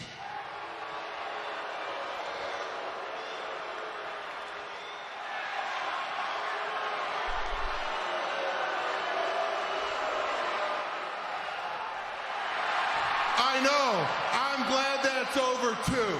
Now, look, it is an exciting time. That was last week.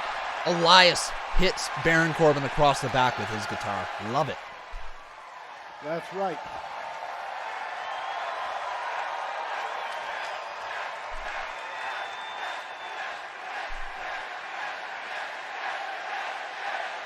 Listen to the yes chants.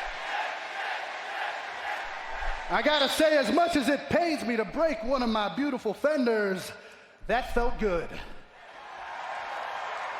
Now listen, I was planning on singing a song to Baron tonight, but you know, I thought he'd come on out here, but then I saw what happened with him and Braun Strowman earlier, and well, he probably can't make it out here, but you know what?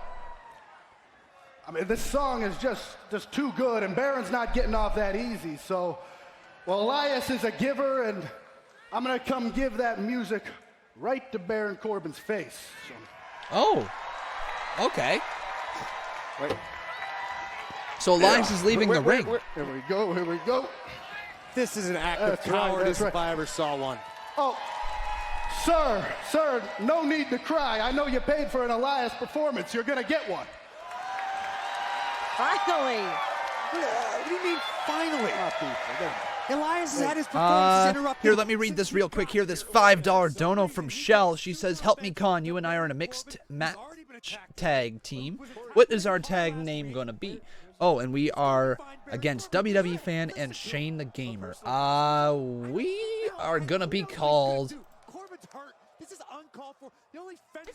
I don't know. Let me think about it. This is necessary. You're nuts. Hey, Elias, can you play me a song? For you? No. Hey, take that to my dressing room. Here we go. Nope. Open up. Go the hell away. I don't care who you are. You know what? It's going to be Shellman167 because that's going to be our tag team name. We're going to be Shellman. On your cell phone or not, but go ahead and silence that. We can come in with turtle shells on our back. After I'm finished, and most importantly, Baron, keep your mouth shut.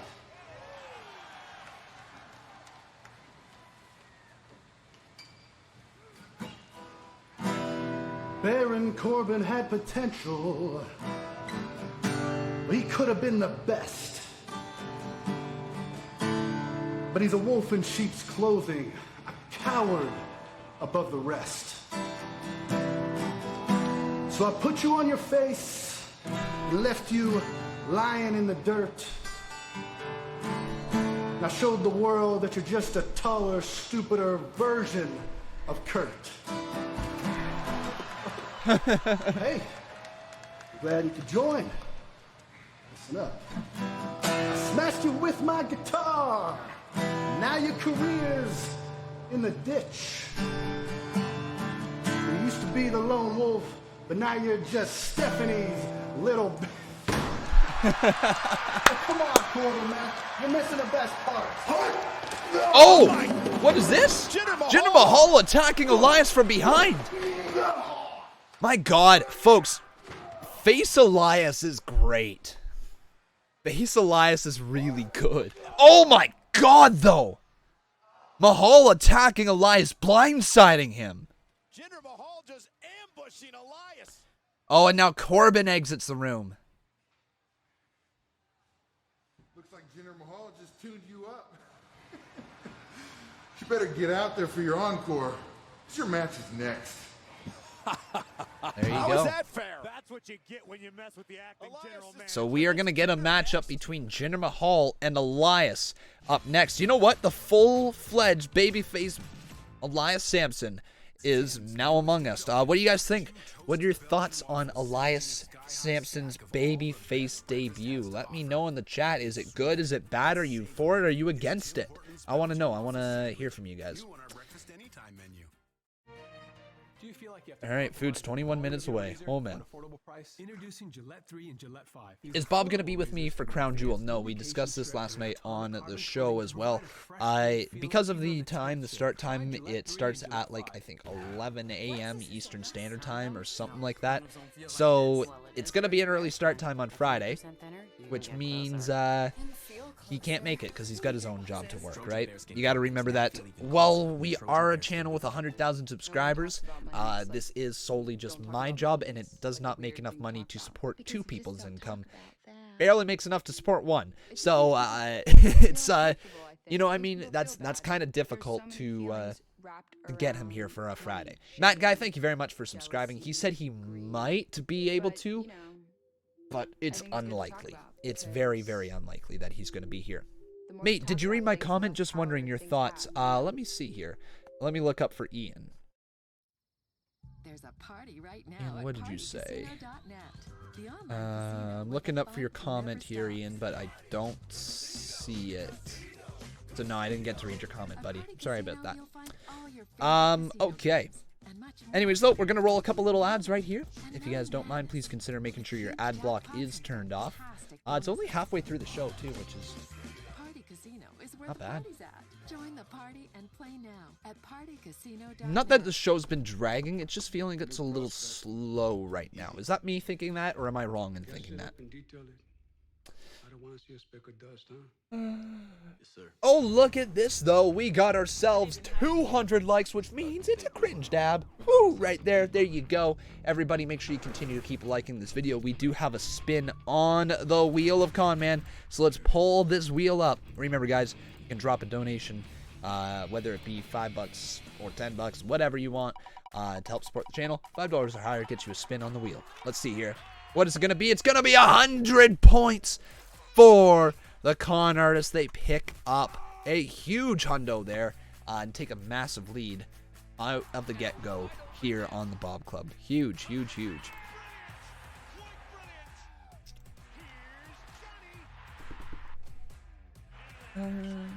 It's super slow, so it's not just me feeling that. Okay. All right. Oh, the cringe dab's good. I'm so glad. Is Braun still Mr. Money in the Bank? No, he's not. No, he is another one that has failed to cash in the Money in the Bank. That WWE's just, you know, they're allowing them to fail a little too often. Trashy Boy, thank you very much for subscribing. I don't think Money in the Bank should ever be given to somebody who you plan on having fail cash in. I really don't think so, because the Money in the Bank is the perfect transitional from mid-carder to main event level talent, or upper mid-card to main event. It's not something to rejuvenate an already established career where they can get to the championship without it. You know, Baron Corbin was an excellent Money in the Bank holder. It sucks that he didn't win it. Edgardo Monts, thank you very much for subscribing. But if they, at the time they plan to give it to Baron Corbin, if you don't plan on Corbin actually successfully cashing it in, then make him defend it. You know, if you're going to give it to somebody, enter in a feud and have it defended like it's a title. It's not like we haven't seen it before. We saw Mr. Kennedy defend his Money in the Bank briefcase against Edge a long time ago. They do change hands. So I would like to see that a little bit more, you know.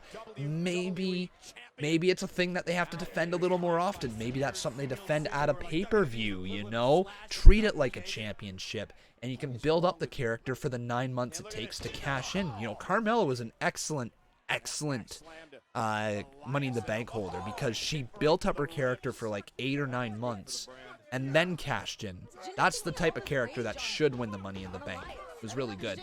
But here we go. We do have a matchup here. I've completely forgot to throw them up on the screen. The match is Elias versus Jinder Mahal, who has now got both Singh brothers by his side again. So who do you guys think is going to win this matchup? Type 1 for Elias, Type 2 for Jinder Mahal. Appreciates the thankless job that acting general manager Baron Corbin has. Corbin's already been assaulted tonight. Elias decided to mock Baron Corbin, and Jinder's and how far is my food? My food is a good 13 minutes away, so I really got to be careful here so I don't miss my food. Cool. So it looks like we got a few ones here. A lot more ones for Elias than 2 for sure. I'm definitely going 1. I think Elias is definitely picking up this win. Enjoying his babyface run so far. So far, so good. He needs this win, though, if he's going to continue momentum as babyface. And I don't mind him versus Baron Corbin for his first feud. Baron Corbin can afford a loss, especially considering he's the acting general manager. He can definitely afford a loss. But, man, Elias gets hit in the stomach again by Jinder Mahal, who, by the way, guys, Jinder Mahal, it was a WWE champion not long ago. And I know that wins and losses don't mean everything, but if you're a former WWE champion and you held it for as long as he did, you would think that they would they'd present him a little bit better. He's good in a solid mid-card act, you know, a mid-card champion act with his heaters alongside. I mean, his act is so important with the Sunil brothers, or Samir and Sunil, like the Singh brothers. It's so important. Very important. He could be a really solid mid-card act. Really could be. He's not exciting in the ring at all, but I just wish WWE would be a little bit more consistent. He reminds me too much of Jack Swagger, the very similar type of feel. A guy who got pushed into the main event scene just when fans weren't really ready for them in the main event scene. I mean, it's not that Jinder Mahal also didn't produce in the main event scene, but he got there so quick with no build. Same with Jack Swagger. He won the Money in the Bank briefcase and then he cashed it in with no build. So both characters kind of flopped as the champion, but they held on to the titles for a long time. And it's just very similar, you know? It really is. Oh man, but Elias now. Jinder Mahal sidesteps him, lifts Elias up onto his shoulders. What's he going to do here? No, Elias gets off the back there. Sidestepping Jinder Mahal, went for that big knee in the corner. Elias now, is he going to hit the drift away? He does drift away, neck breaker into the cover. 1, 2, 3, and Elias picks up the win. That's the right call there. Elias, man, good work.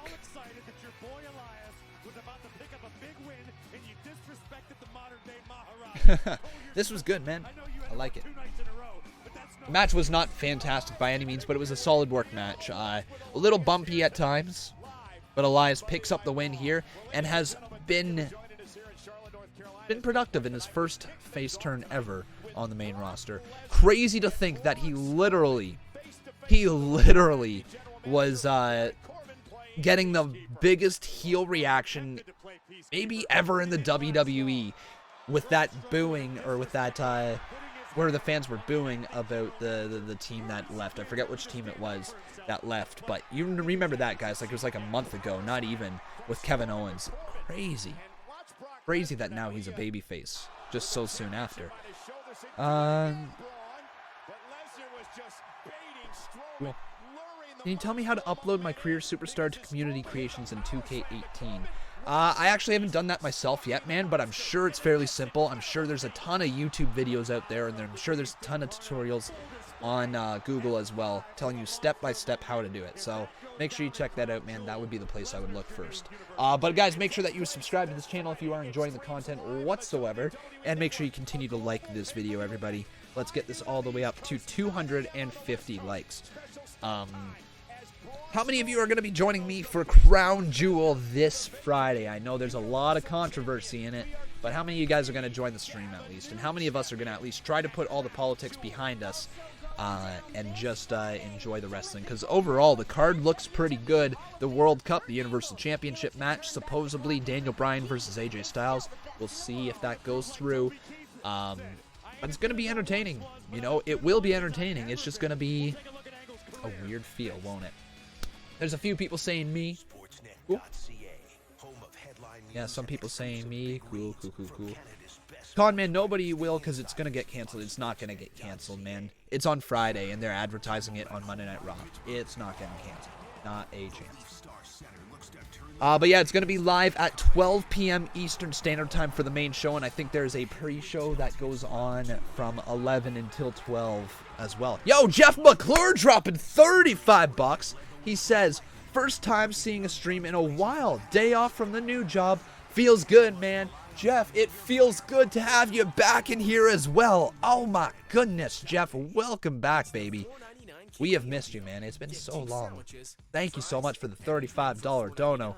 And with that, folks, we have ourselves a new boss. His name is Jeff McClure. That was supposed to show the Braun Strowman thing. I don't know why it didn't. That's weird. I'll have to take a look at that one, why it's doing that. But Jeff, thank you so much, dude, for your $35 dono. And we got ourselves a new boss. Jeff, baby, welcome back in here. Try Gillette 3 and Gillette 5. The lynx is a truly majestic animal. They live in the forest. Their paws are unusually large. Okay. What is this right now? So, the boss battle is currently sitting at... Actually, this is really interesting, folks. I've not been keeping a close eye on the boss battle situation. Here is our current runners. We got Cody Bagg being a 7-time boss battle champion. We have Shell, who is a 7-time boss battle champion. And we got Joseph P. Ali, who is a 4-time boss battle champion. And then a bunch of other people who are 1-time. So, man, the race is on between Cody and Shell. Who's going to end up at the end of this month? We have until Wednesday. At the end of Wednesday, we'll find out who is going to be the boss battle champion for the month of November. That's pretty close, man. That's pretty close. This might be our tightest race in a while. Really good. Remember, the 3-month boss battle champion has been NZ Cody, now known as Conman167 in the chat, because the dude changes his name more times than Big Show turns heel or face. But yeah, Cody is the current boss battle champion, has been for the last 3 months. So make sure you guys get your donos in if you want to try to catch up, if you will. But also, guys, make sure you continue to like this video and make sure that you are subscribed. We have a couple little spins right now. Here we go. We got to spin on the Wheel of Points and spin on the Wheel of Conman. Let's do it here, folks. Let's see this. What do we got? This is for Jeff McClure. 20 points for the con artists. Con artists continue to just kill it right here. They're killing it right now. Here we go. One more spin though, and this is going to be on the Wheel of Points. Let's see this one. Uh-oh. Uh-oh. Oh man. Oh no. Folks.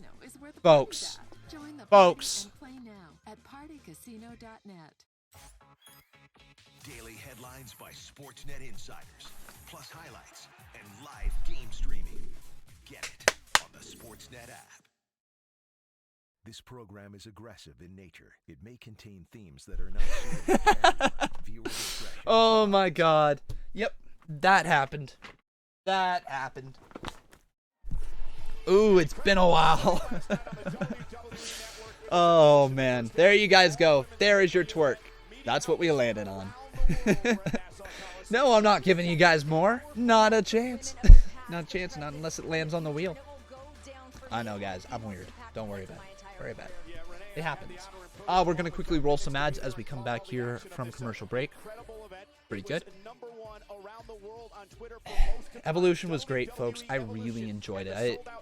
It was obvious that it wasn't as viewed of an event as most pay-per-views. You know, normally most pay-per-views of mine break at least 80,000 views, and that only pulled in 20,000. So it's a little disheartening to see that the wrestling fans, just the regular wrestling fans, were not tuning in to Evolution. It was mostly just the diehards and a lot of female viewers as well.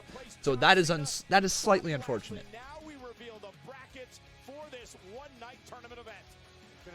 One sec.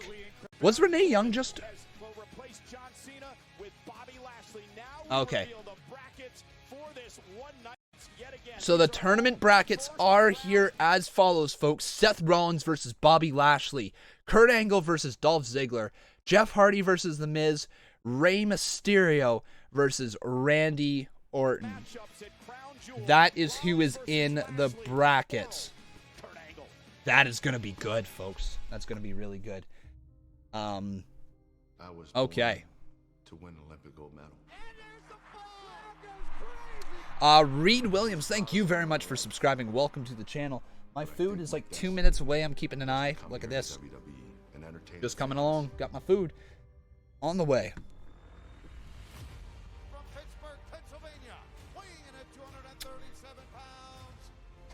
Oh, this is cool. They're hyping up Kurt Angle. Oh, okay. All right. We'll see how this all ends up working out at Crown Jewel. Like, I hope it's going to be a good show. I really do. Like, I think it's going to be a good show.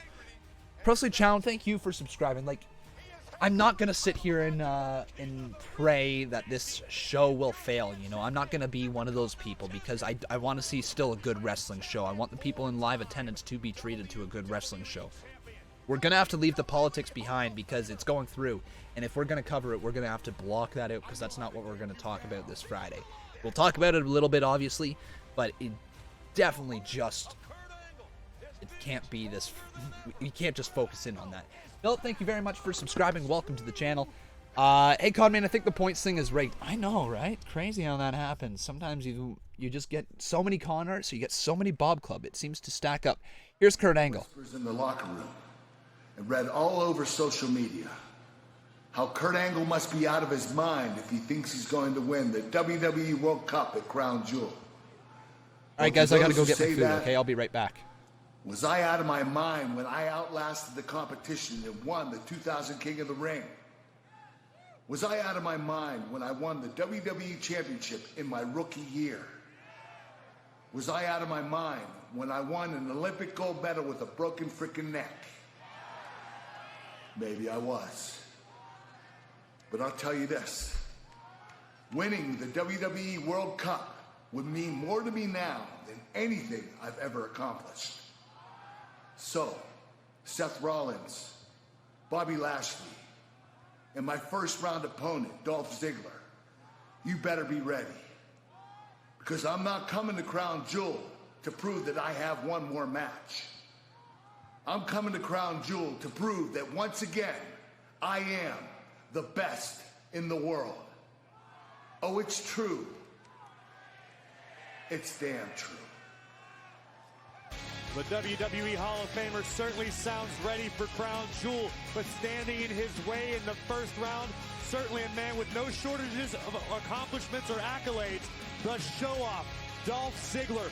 What a first-round matchup this Friday, streaming live on the WWE Network. Corey, Dolph Ziggler has the credentials to be the best in the world. He would certainly tell you so. All right, and there's the Ascension. They are set for triple threat tag team action. We're good. We got food.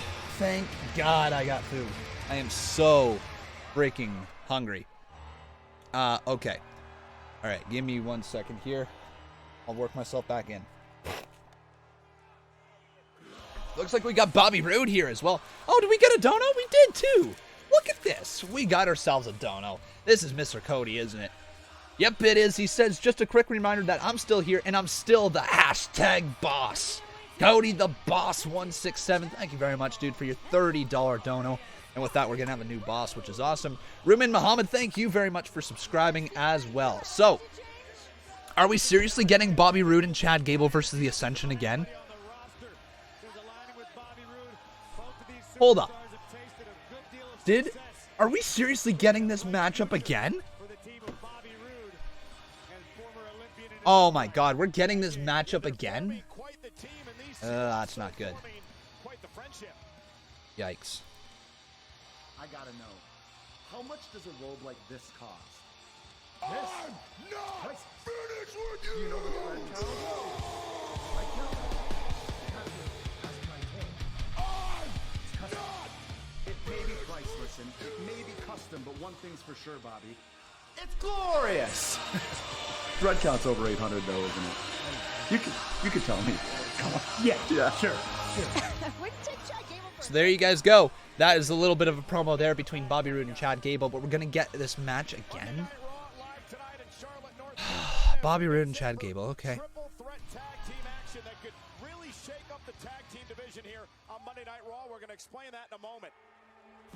Oh, never mind. Okay, so I like this. Okay, is this going to be a triple threat match? So AOP is in this matchup. All right.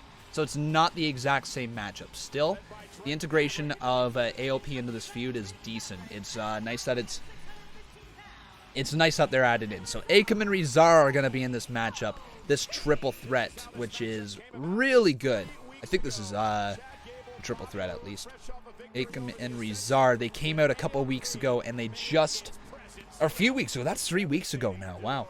And they completely ran rampant over Bobby Roode and Chad Gable. Crazy. King Leonidas, thank you very much for subscribing. Welcome to the channel. So let's get Rizar up on here. There we go. So Akam and Rizar, and then it's going to be his name, Connor and Victor. Those are their names. So Connor right here. Oh man! Hey, the Ascension are attacking AOP here out of the gate. They're taking the fight right to AOP. Okay. AOP just thrown right in the steel steps. This is the first time we've seen a little bit of vulnerability from AOP. Oh my god! And the Ascension throwing, who was that? That was Rizar into the ropes. Oh. Okay, so they're going to start out like that. Interesting. So Connor and Victor, let's get him up on the screen. Interesting way to start off that matchup. Very interesting way. Give me 1 second, I'll get them right size. There we go. Okay, so triple threat matchup. AOP has been taken out in the early bit, and we went to commercial break. So that is where we're at right now. Who do you guys think is going to win this matchup type? 1 for Roode and Gable, 2 for AOP, 3 for the Ascension. I'm going to go 2. I think AOP is still going to come back in this matchup somehow. Really do think. Santa had 8. He looks like he okay. Like, I wonder if I should have a bit of my food now, because I'm really freaking hungry. I'm definitely going to have some fries right now. Oh yeah, that's what I'm going to have. Folks, buckle up. We're talking French fries, yeah! Alright, that's what I'm talking about. Let's get these French frites in my belly. Inside and out. And here it is. Very good. Because it's time smart became the new standard. What did I order? I got a chicken burger with bacon and cheese on it. It's gonna be really good. Just A&W though. Wasn't a compromise. Okay. So if you guys have not done so, please make sure you leave a like on this video and also make sure you are subscribed to the channel. We do have a spin right here to do, courtesy of Cody. Let's get that. And also, by the way, Cody, you are the new boss. Becoming an 8-time boss battle champion, pulling ahead of Shell here, as Shell is a 7-time. So there you guys go. Okay. Let's get the spin underway, wherever it is. Here we go. What are we going to get? Who's going to get the points? Who's going to be? Con Artists!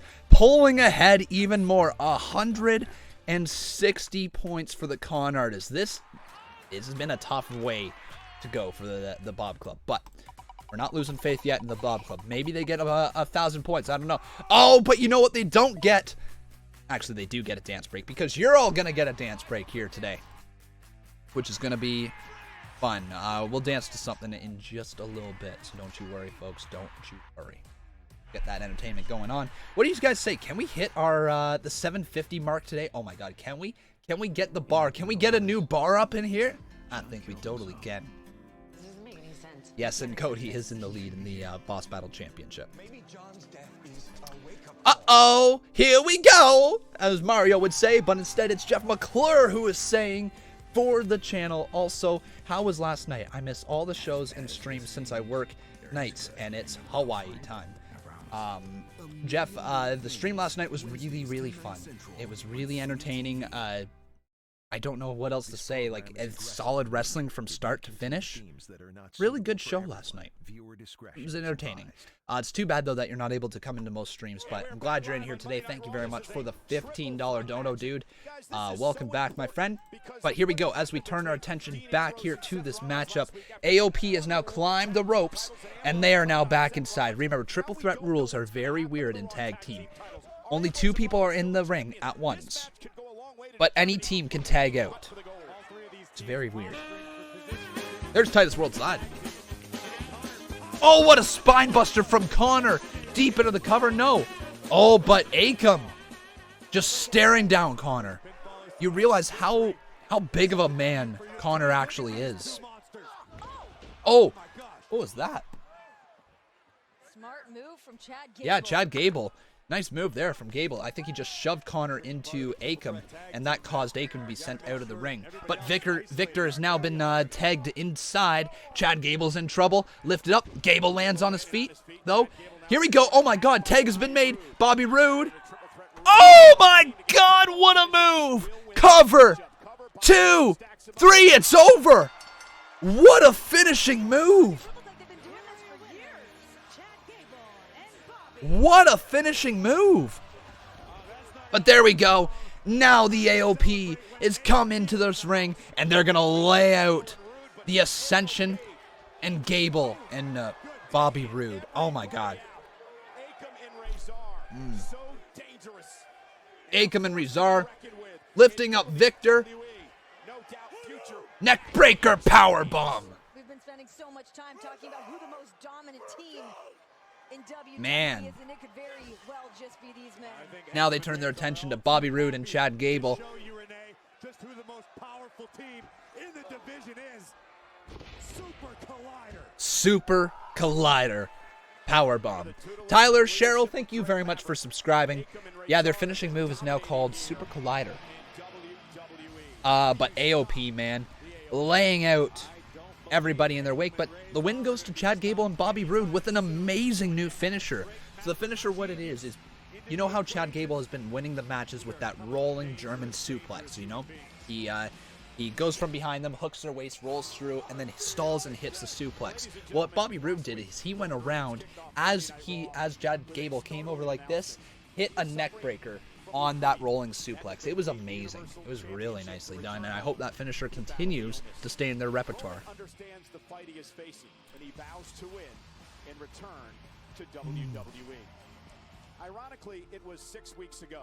Roman Reigns was Somebody just subscribed as well, and I want to make sure that I see your name. So it was Fern Team Gucci. Thank you very much for subscribing, dude. Welcome to the channel. I hope you enjoy your stay. They visited the Children's Research Lab and met a number of children who gladly unveiled their own. Okay, let me get them off the screen now too. Isn't Super Collider a Megadeth album? That I cannot confirm nor deny. I could Google it, but so could you. But I honestly I don't know. I don't listen to Megadeth. That's just their name alone probably tells me it's not my type of music. I definitely have never heard any of their stuff, so I can't say for sure. But yeah. Ali Zaki, thank you very much for subscribing. Welcome to the channel. You enjoy your stay here at the Conman community. A news posted saying Roman is backstage. I mean, probably. No, just because Roman Reigns is dealing with leukemia does not mean that he might not still show up to backstage sometimes. And I hope he gets better, but I still do think that he's going to be backstage in WWE sometimes. But we're believing in you, Roman Reigns.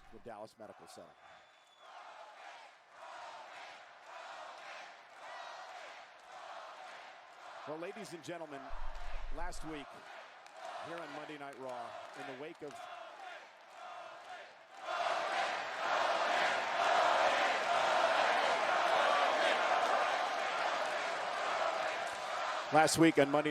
the wake of Roman Reigns' announcement, Seth Rollins and Dean Ambrose would go on to win the... Oh, that's just so heartbreaking. The fans still firmly behind Roman Reigns.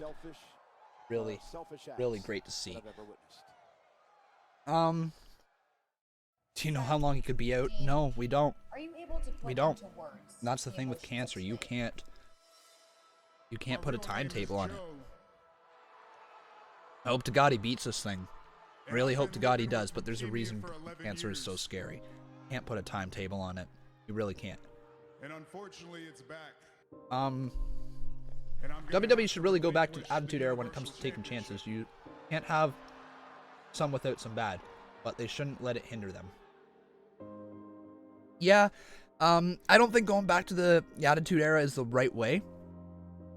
Just simply because WWE is a publicly traded company, and the anarchy or the anti-establishment type of mentality and that feel of a show will never become a multi-billion-dollar company. They will never sell that product to Fox for $1 billion. And as much as it may pain us diehard wrestling fans to say, because we know what wrestling can be, you also have to remember the amount of good that WWE does and the amount of kids that look up to these people. Like, we slightly have to remember that WWE is a kids show as well. You know, it's not just for adults. It's not just for teenagers. It's also for kids. It's also for families. And so they got to keep it somewhat family friendly. And if you go back to the Attitude Era, you are immediately going back on a lot of things you have made progression for. You know, these are characters that kids look up to, and that's more important, especially in this time in the world, for kids to look up to somebody and to believe in something. That's more important than any booking decision you could possibly ever have. But Shell, dropping $10 saying time for a new boss. I think, Shell, you're gonna be just short. I think you're just short, if I'm not mistaken. Let me see though. The $10 dono, thank you. Yep, just short. But thank you regardless for that $10 donation. And with that, folks, we got ourselves a new bar. Not a new boss, but we got a new bar. Yeah, and they're just right now, they're reliving the Dean Ambrose heel turn from last week. Insane. Insane. It still irks me that all the people who have bashed Roman for years play it differently now that he's sick, fake bastards. The thing is, though, with that, Cody, is I think a lot of people who hated Roman Reigns, they hated the character. Dude, as you know, I've been a supporter of Roman for a long time. I've been definitely, one of his fans. He's one of my favorites, no doubt, and that's why it hit so hard to me. But I think as wrestling fans in general, it doesn't matter if you boo or cheer somebody in the wrestling ring, because that is what they are trying to get you to do. Believe it or not, Roman Reigns was trying to get people to boo him at times. He was trying to get that crowd to boo him because he knew that crowd was going to be the one talking about him, and the best way to get talked about is when you're hated.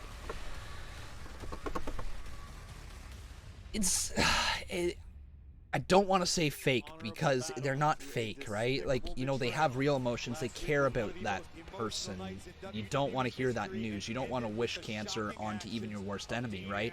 That's not what you do. So I don't think it's necessarily a whole thing about being fake. I think there's people who have definitely changed their opinion on Roman Reigns because of knowing what he's going through now, and that's okay. You're allowed to change your opinion on somebody once you get new information. I'm pretty sure if every single one of us viewers saw Roman Reigns right from the start, learned that he had leukemia and that he battled it into remission and that he's a walking hero for beating cancer, and then you know, now that it comes back, like, you know, there's the emotion. No fans would really boo him if they did that, but that's not what WWE did. They didn't want to go down that route of bringing Roman Reigns' cancer history to the forefront of the screen, because that's not the way that you book somebody to get over. So I don't necessarily think that it's definitely fake fans. I think it's fans getting new information and realizing that Roman Reigns has the battle of his life ahead of him, and they're just there to support the man. I know, man. Trust me. It's difficult to see a bunch of people who have openly bashed Roman Reigns for 2 years all of a sudden supporting. It is tough to see, but I'm also I like that. You know, I think it's okay to change your opinion on things. I think that is totally fine to change your opinion when new information is presented to you. I wish more people would be okay with changing their mind when new information is presented. Sometimes people are too stubborn to change their views on whatever it may be, even though at the time when they made their views, their points up, they didn't have all the information needed to actually make a real reason why you like or dislike something. I did miss a dono. Sorry, I did miss a dono. Let me scroll up and see that. That was John Blum. He says, hope this helps. Love your stream. John Blum, thank you so much, dude, for your $2 dono. So it's not necessarily that... I don't know.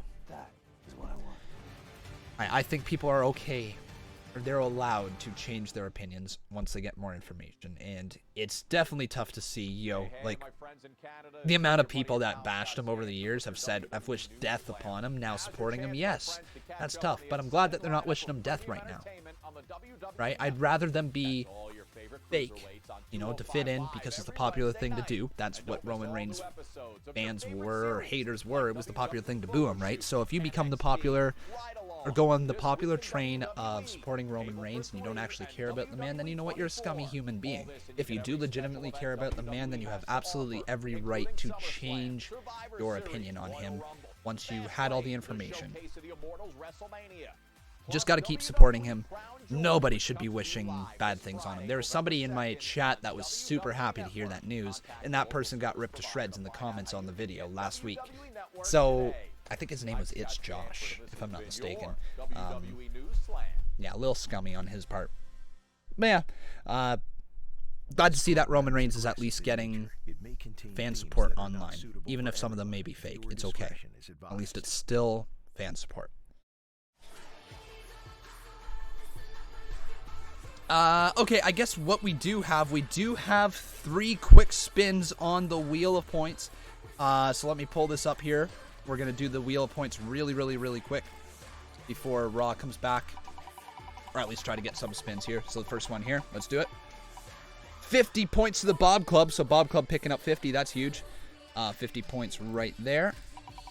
Victoria, thank you for your $5 dono as well. You said it's just having compassion for your fellow human. We have to support each other. I agree, Victoria. Thank you for the $5 dono. Well said. Couldn't have said better myself. Bob Club picking up another 20 points here.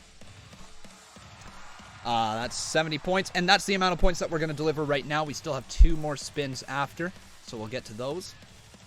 And also add your spin in there, Victoria, as well. Thank you very much for the dono. But here comes Seth Rollins, folks. Obviously, Seth Rollins not carrying the tag team title. Actually, that's not obvious. I don't know why he's not. Wasn't he carrying it around at, like, house shows? But he's not right now. Are the tag team titles in limbo? Hey, look at this, though. We got ourselves a new boss, and her name is Victoria Marino. Thank you very much. You know, Seth Rollins looks all business tonight, but that has got to be a facade. After what he went through last week, I can only imagine what the past 7 days have been like for Seth Rollins after the betrayal by Dean Ambrose. Wait, Con, did you answer my statement? Didn't know because my Wi-Fi messed up. I mean, what was your statement? Apparently he's trying to keep up a stern face for the world, but I know there's got to be turmoil inside. Oh, I see. You spammed it. Okay. Instead of hating on Roman, congratulate him for his accomplishments. Not everyone can beat cancer. Not everyone can main event WrestleMania. Just be a decent human being to him, I guess.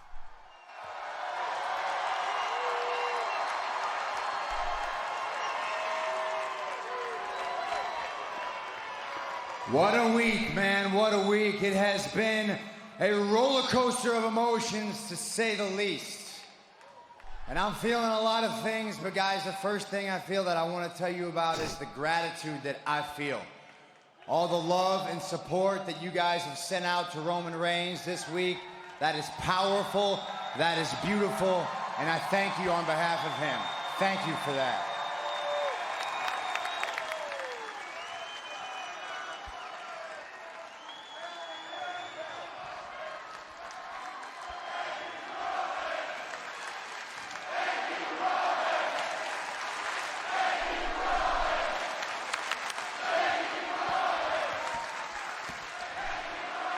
That positivity makes me happy, man. That makes me real happy. That makes me smile. It makes me feel good. You know what else makes me feel good? Last week, I became Raw Tag Team Champion for the 3rd time.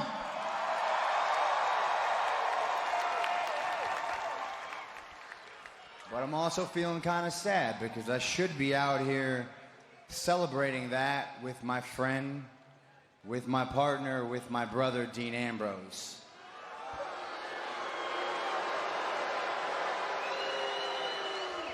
But that's impossible because Ambrose turned his back on me, he turned his back on the Shield, he turned his back on all of us.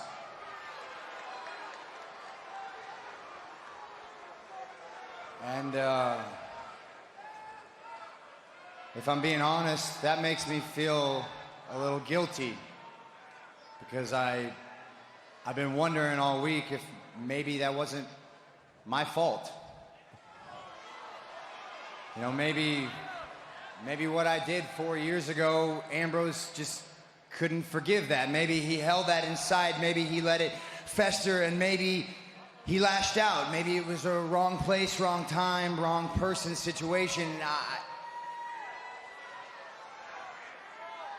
I don't know. I feel frustrated. I feel confused, and the only person who has the answers is Dean Ambrose.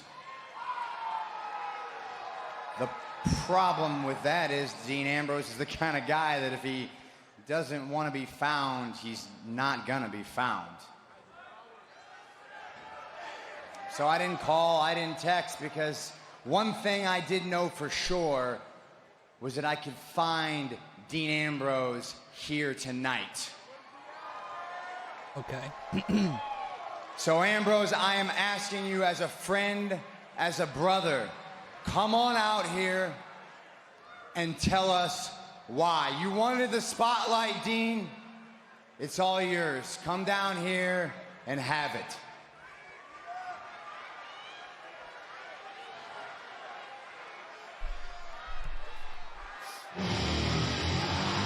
There he is. So Dean Ambrose is going to make his way down. Still under the same theme song. So I hope, is he going to come out though? Dean Ambrose has not come out yet. No, not coming out. Doesn't look like it.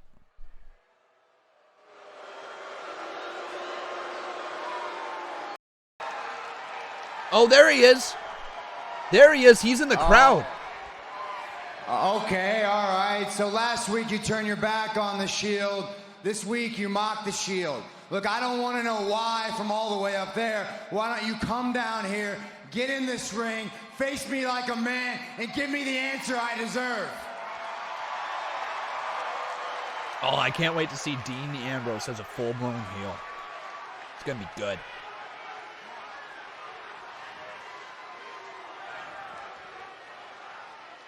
Come on, Ambrose! You know what? You know what? At least when I put the knife in your back, I had the decency to stare you in the eye and tell you why I did it. So walk down those stairs. I know you know how to do it. Get in this ring and face me like a man. Not to be Sethy Poo. You stand your ground, bud.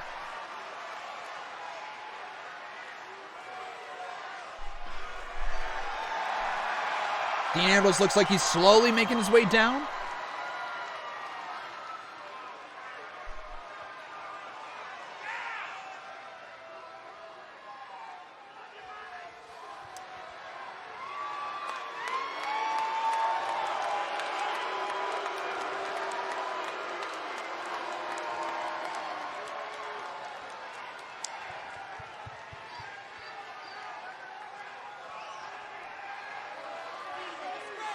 Dean refusing to speak by the looks of it.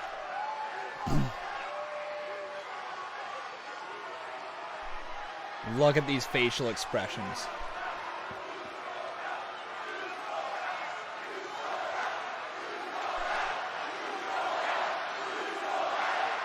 Why is there a "you sold out" chant? You know what, man? You really are a cold-hearted bastard. Wow. Shit, man. On the most emotional night in the history of the Shield, you spat on us, on everything we stand for. A night when Roman leaves to battle leukemia, and you make it all about you. Somehow, someway, you make it all about you, Ambrose. You know what? You want the spotlight. You want it so bad. You selfish son of I swear. You want it so bad. Well, you got it.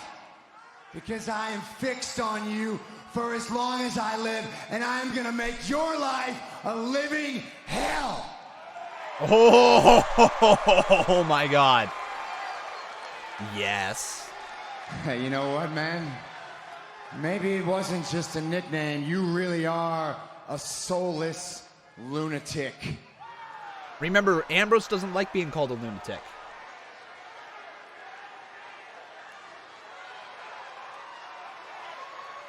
All right, you don't want to come down here. You don't want to come down here, then you stay right there. I'll come up there and beat an answer out of you. Here comes Seth. All right, Seth. He's got Dean Ambrose fixed right in his sights. And Dean Ambrose just slowly walks away. Dean just walks away, doesn't say a word. Heartless bastard, man.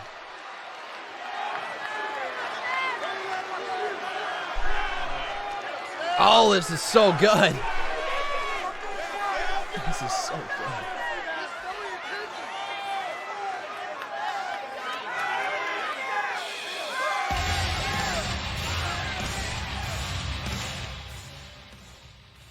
So Seth Rollins stared down Dean Ambrose, but Dean Ambrose just not at all interested in coming face to face with Seth Rollins. Very, very interesting. Into the mind, into the heart, into the soul of the architect. This thing is far from over. One sec, guys. I got to send a text here.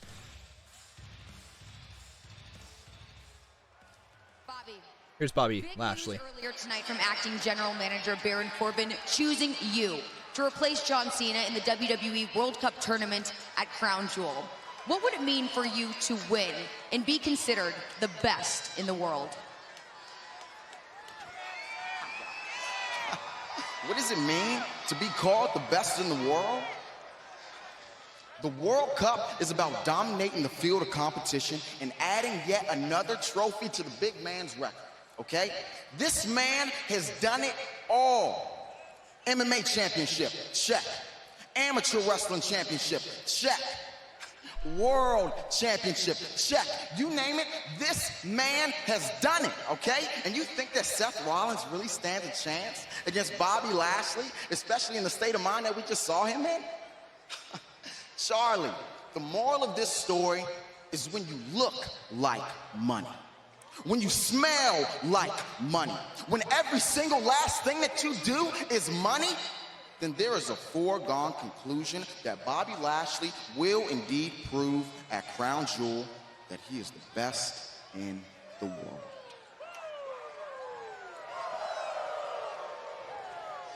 There you go. Well, we showed you guys this a little bit earlier tonight with the bracket. So once again, guys, the bracket is as follows. Seth Rollins versus Bobby Lashley. Kurt Angle versus Dolph Ziggler. Jeff Hardy versus The Miz.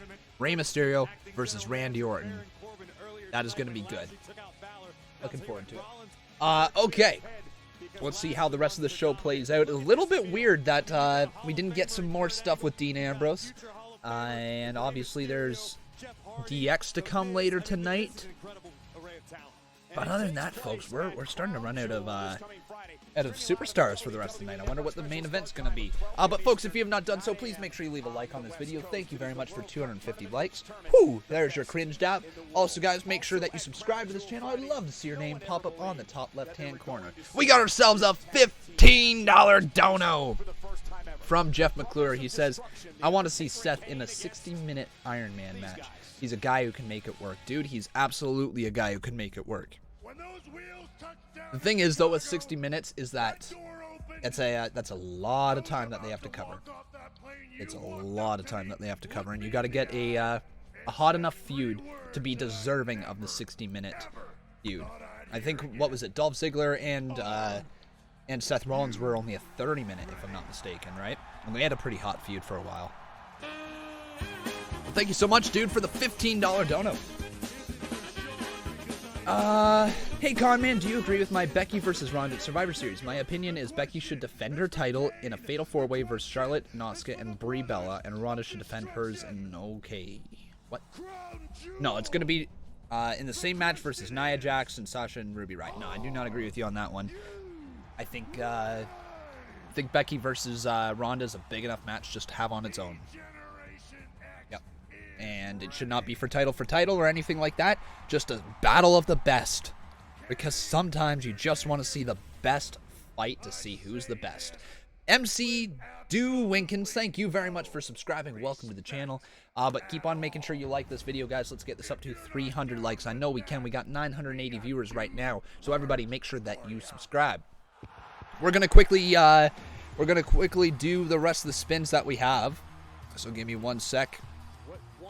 We got another spin here, so we got 3 more spins to go on the wheel of points. Let's see here. So, con artists get the respin as well. So up to 170 points for the con artists. Let's do this one again. That's a respin. And it's going to be another 10 points for the con artists, up to 180. Nia Jax is coming out, so obviously we're going to get some stuff between her and Ronda Rousey. Let's get this other spin going on. 2 more. 100 points for Conman's choice. Well, you know I'm going Bob Club because that's only fair, right? So Bob Club picking up 100 points right back in this game. Christopher Milner, thank you very much for subscribing. And last spin, here we go on the wheel of points.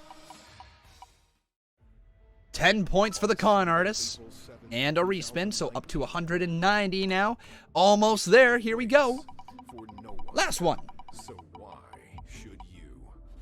And the con artists steal 100 points to go up to 290 over the Bob Club, who is down to 70 again. Oh boy, that's got to sting. All right, now we got the Wheel of Con Man. Let's see. What are we going to do? It's going to be a free spin, so let's respin that one. New donation gift. Okay. All right, that's written down. We'll do that at some point. We'll get that into the streams in the future. We've got a few more lined up already, so obviously, no, we're not doing no new donation gift again. Come on now. What's this going to be? And we're going to walk with Conman. So there we have it. There is all of our stuff here tonight on the Wheel of Conman. Oh, we need to...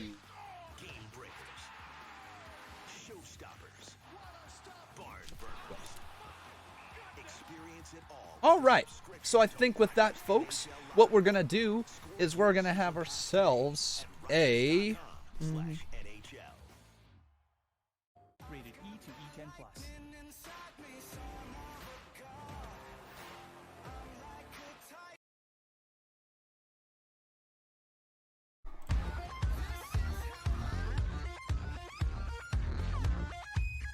Dance break!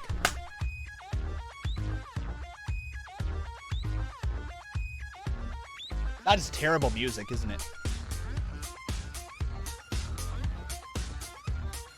Yeah, get cringy in here. Work those glutes. All right, enough? We good? Yeah, all right. Let's go back here to the show.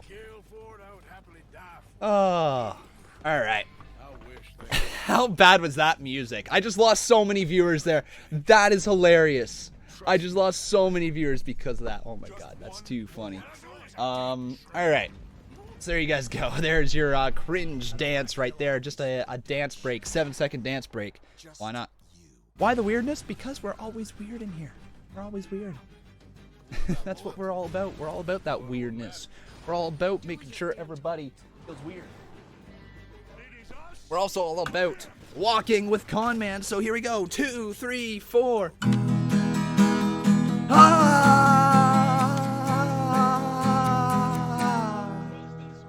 And you have just walked with Conman. Con, what are you doing? If anybody understands that reference, what I just did there, you have seen Brooklyn Nine-Nine, right? If you guys have seen Brooklyn Nine-Nine, then man, you know what I just did.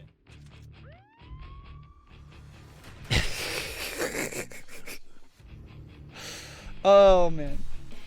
You never know what you're going to get with the Conman streams. That's what it all breaks down to. You don't know what you're going to get at all.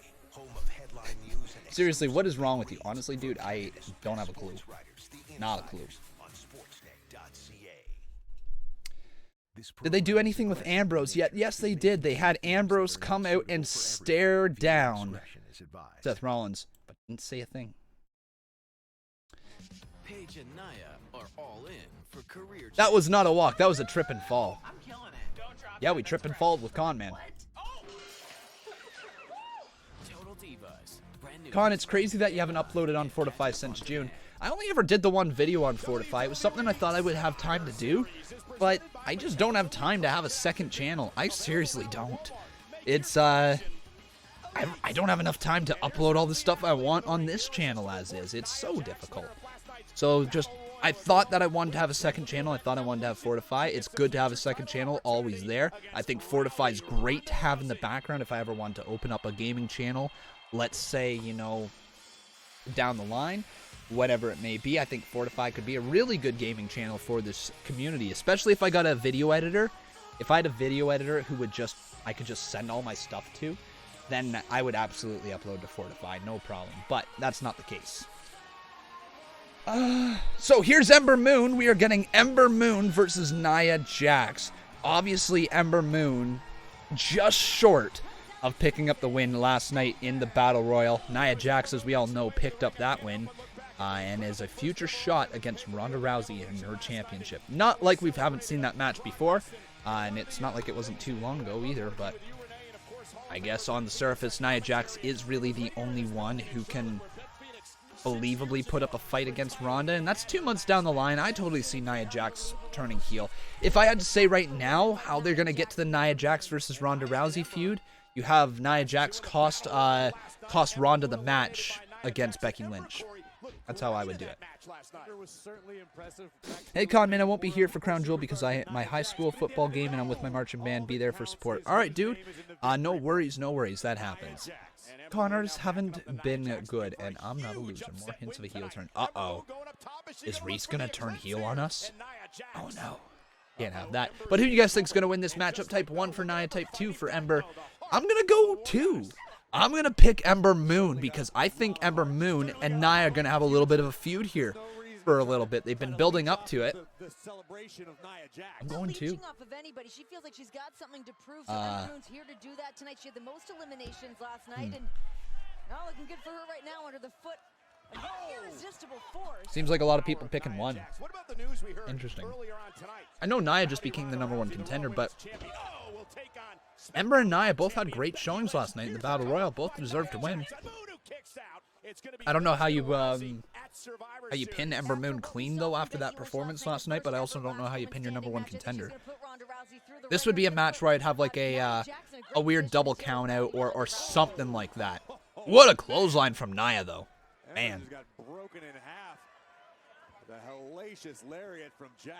Time is Crown Jewel. Crown Jewel starts at 12 p.m. Eastern Standard Time. 12 p.m. Yeah. But then it begins the pre-show at 11 a.m. Eastern Standard Time. So be here for 11 a.m. Whatever time that is for you guys. You guys will get the notifications. Just make sure that you have notifications turned on, okay? And then you guys will know when I'm going to be live. I'll try to upload the stream thing just a little bit earlier so you guys have a rough idea. Jax just waiting for Uh-oh. Moon to make it back to her feet. No worries, Toon Goon. Welcome back. Oh my god, big shoulder tackle there from Nia Jax. Missed on Ember Moon. Sidestepped her and went right into the steel post. And this is what Ember Moon needs. Oh my god. What's Ember gonna do? What's Ember gonna do? She gonna hit the stunner from there? No, she doesn't. She hits a nice flip, though. A nice flipping senton there. Taking down Nia Jax. Was not expecting that. Does this end in a double count out here? We're count of 3 right now by the referee. Man. 11 a.m. Central for me.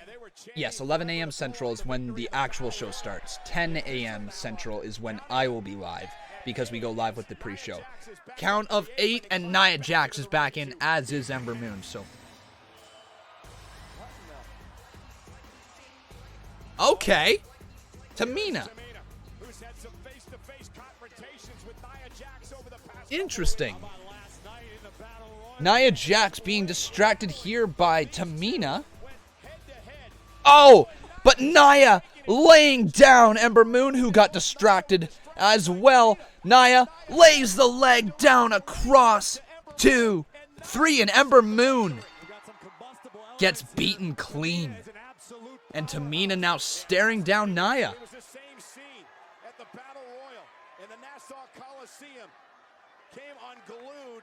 Is this going to be an alliance together? A tag team? I don't know. Tamina, though, stares down Nia and then backs out of there. Tamina has no interest in. Well, sometimes discretion's the better part of valor, Michael. Weird. So Nia picks up a clean win over Ember Moon.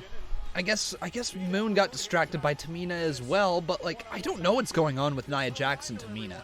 Am I interested? Kinda. Do I care that much though? Not really. Hopefully this story will turn good. But I've never really been a big fan of Tamina. It's nothing against her in-ring work. I just think she's slightly on the boring side of a character. So it doesn't really excite me. I like Nia Jax is entertaining as hell when put with the right opponent, and I don't think Tamina's the right opponent there. So as long as this turns into Nia turning heel, because I don't know. You see Nia Jax, you hear her nickname the Irresistible Force or the Immovable Object, whatever it is that they nicknamed her. I think it's Irresistible Force. You hear that, you don't think babyface. You think heel. You think dominant heel. Nia Jax needs to return to her heel roots. And give her a reason why she's heel. Don't flip-flop her just because she's big. Alright? Yeah, you can't just flip-flop people like that. They could run the son of a plumber gimmick again, but with Tamina, it can be a daughter of a... Wow, you went there. Woo! Woo, Cody, you went there. Oh. Oh, my... Oh. Oh my god, man. Yeah.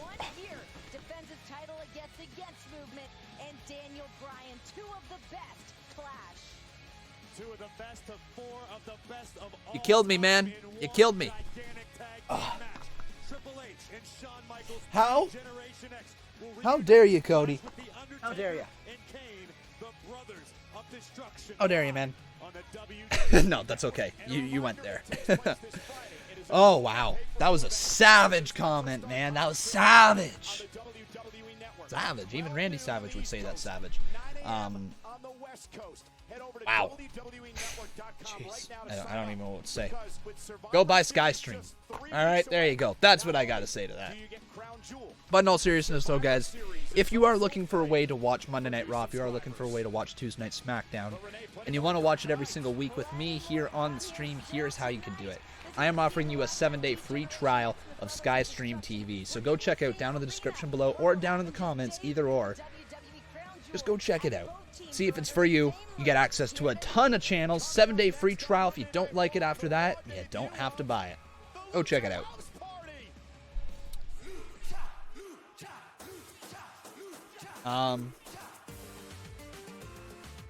What is Lucha House Party? all about? Like, why are they... This is... Hang on. What's Lucha House Party doing here? No way! The Lucha House Party's gonna be up on Raw?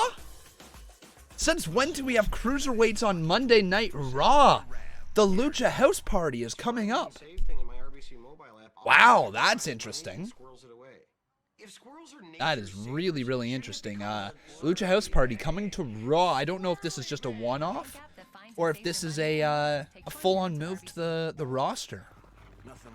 Interesting, interesting, interesting. We'll see who they face off against. If they face off against non-cruiserweight competition, there's a very good chance that they're moving to the main roster.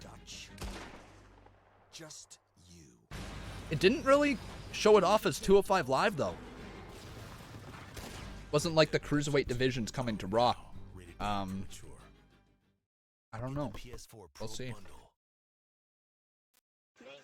These fries are good, by the way. I can't wait to muck down that burger after the stream. Oh my god, I'm gonna muck hard. That's right. What is Lucha House Party? Lucha House Party is a mini stable on 205 Live between Kalisto, Grand Metalik, and Lince Dorado.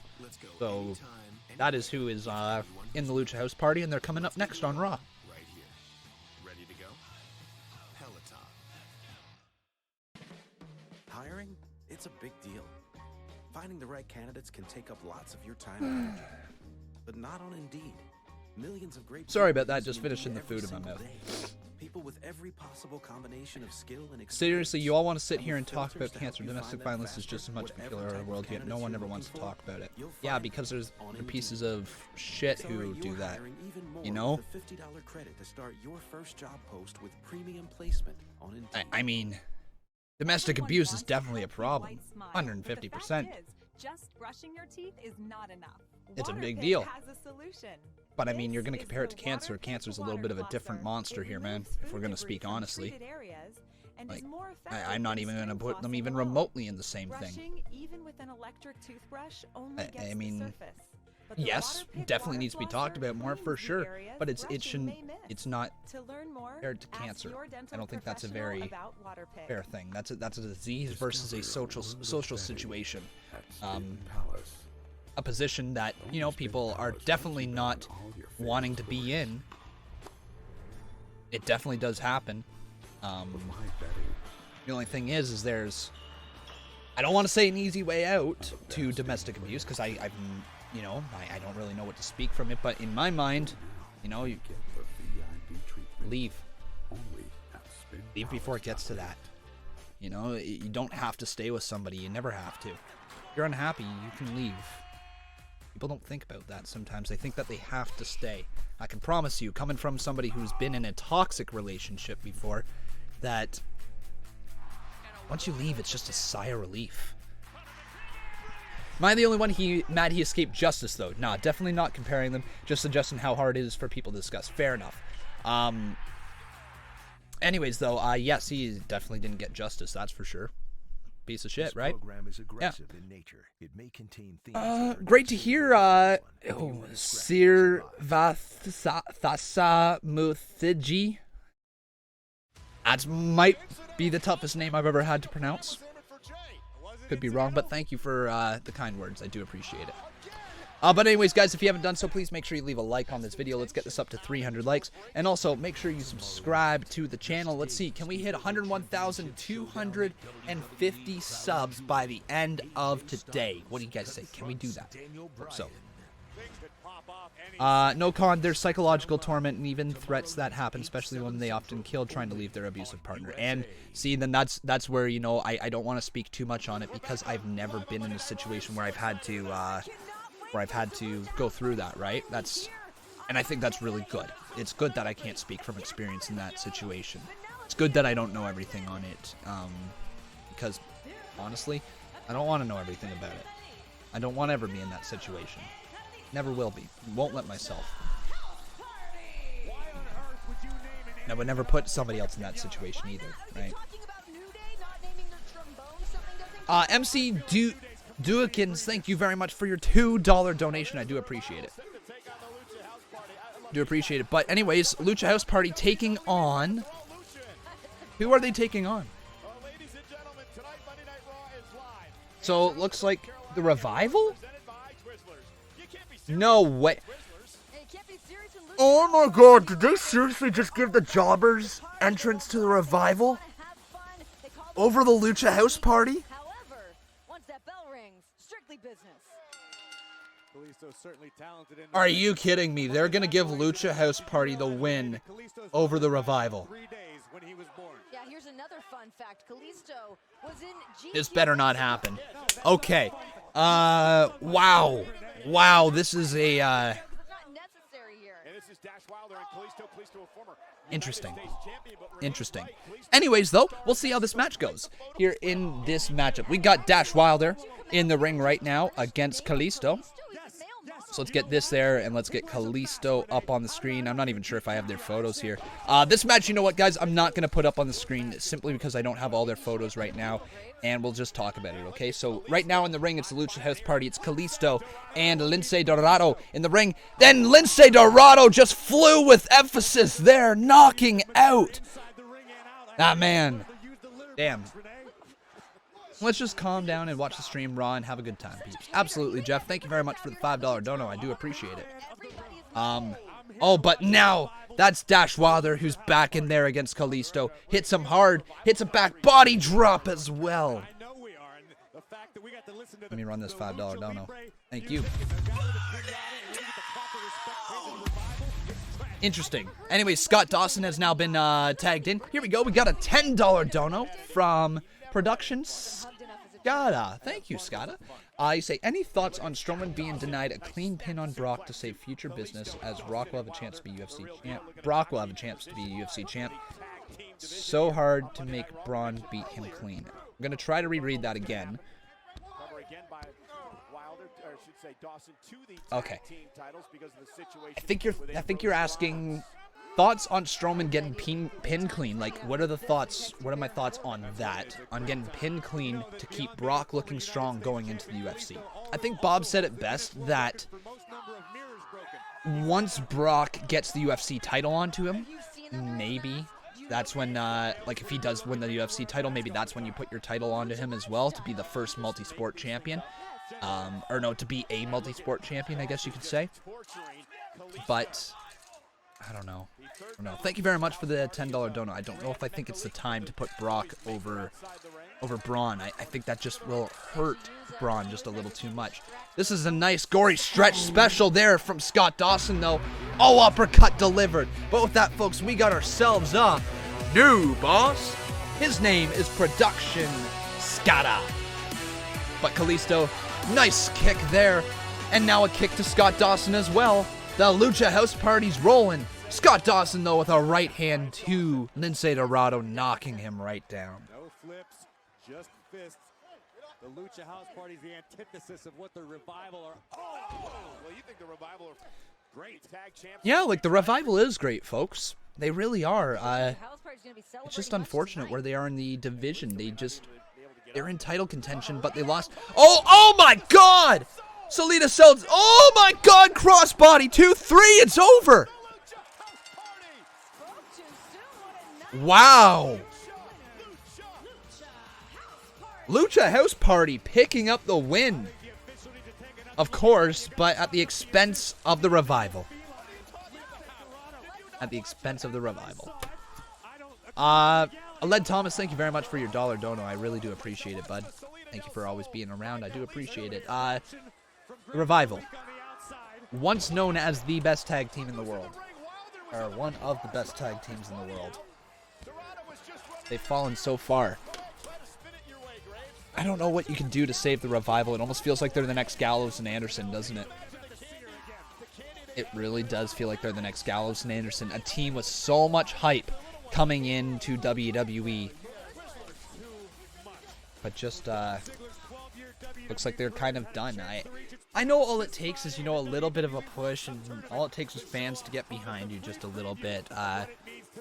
It's just so unfortunate seeing what they did in NXT, and that they're not able to perform up on the main stage like that. That sucks. Not gonna lie, that sucks. But Lucha House Party looks like they're officially on Raw.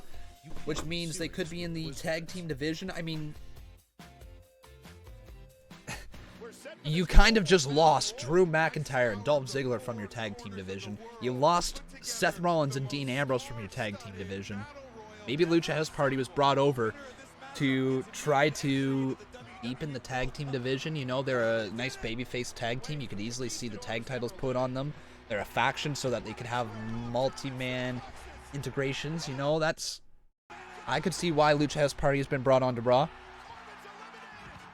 Just wonder if this is going to be more of a feud with Revival than we think it's going to be, or if it was just a one-off and the Revival's going to fall down even further the card. I don't know. Look at Batman Boss comment. Okay. Question, I tried to donate and it said the stream is no longer streaming. Obviously you are though. LOL. I don't know, man. That is very weird. Daily headlines by Sportsnet insiders. Yeah, I really don't know. And live game streaming. Get it on the Don't know what to tell you, man. That's very weird. Anyways, though, guys, if you haven't done so, please make sure you like this video. Production dropping another 10 bucks saying, no, meant Braun wins, but not a clean pin. So once Brock comes back, it's an easy storyline after UFC run. Eventually saves the Braun win when Brock hangs them up. Okay. I see what you're saying. So not a clean victory for Braun Strowman. I don't know. How do you do a dirty finish with Brock Lesnar? Who could, like, you know what I mean? There's not too many opportunities for somebody to interfere, distract Brock Lesnar, unless it's Lesnar's next feud. But then you're like, who could that be against? I honestly don't know. I'd be down for it if they could do it the right way. I do think, though, that the championship coronation, this could be the rub that Braun Strowman, to get him over the hump, to get him to be almost a household name, right? A clean win over Brock Lesnar will do that for you, especially if it's for a championship. So maybe not.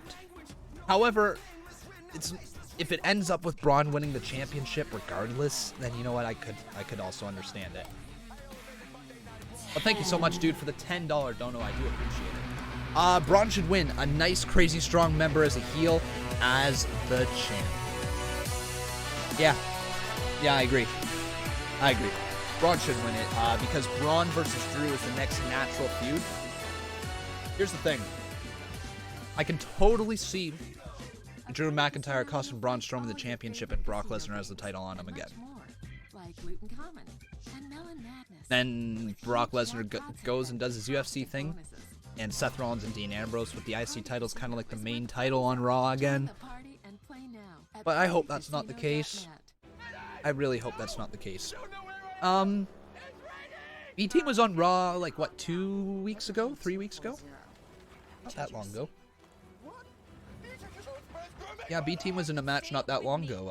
I forgot that they were still a thing, though, when they were coming down for that matchup. Aled, no worries, dude. No worries, man. Like I've said 1,000 times before, if everybody just drops $1, you know, if everybody from the stream just supports with $1, then we don't have to worry about these $10, $15, $20 donations. $1 from everybody helps support the stream incredibly. Trust me on that one, right?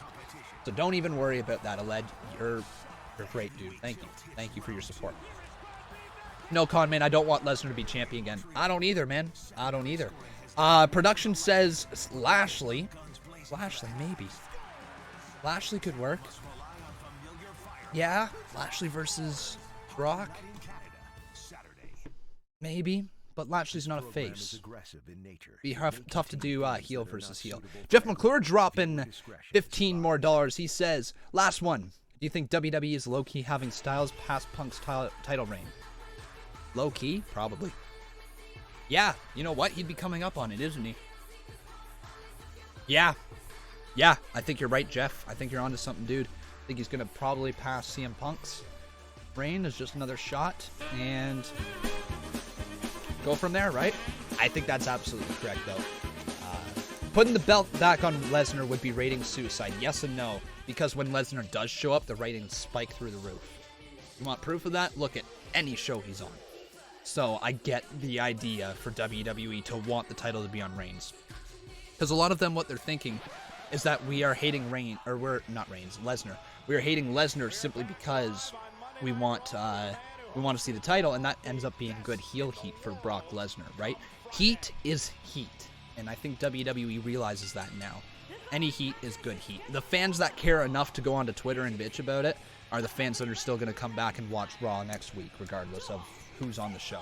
Who they're trying to market their audience towards is the casual viewers, you know, the viewers that may tune in only for the odd Raw. They want to try to get people's attention with that, and one way you do that is you have Brock Lesnar. Brock Lesnar is essentially the part-timers champ. He's the, and by part-timers I mean part-time viewers of WWE, as well as, you know, the fact that he's a part-timer himself. Anyways, though, here's Dolph and Drew. Let's see what they got to say. This Friday, WWE Crown Jewel. And I know I got my eyes on the prize. Big man, what are you looking forward to most at the Crown Jewel? Tell us what's on your mind. Well, now that we have finally broken the shield, our full undivided attention, my full undivided attention will be squarely on one match at Crown Jewel, and that is Brock Lesnar versus Braun Strowman for the Universal Championship. Yeah. That makes sense. That makes sense. Whoever wins that Universal title match is going to have a target on their back and a Claymore kick in their face. I know it. Now that makes sense. What doesn't make so much sense is Kurt Angle saying he's going to win the World Cup. We've done nothing but tell the truth since the very beginning. And I'm going to do it again right now. A lot of people know this. My entire career, I have looked up to Kurt Angle, hell, most of my life. For what he did for collegiate wrestling, what he did in the Olympics. He won an Olympic gold medal with a broken freaking neck. Without guys like Kurt Angle,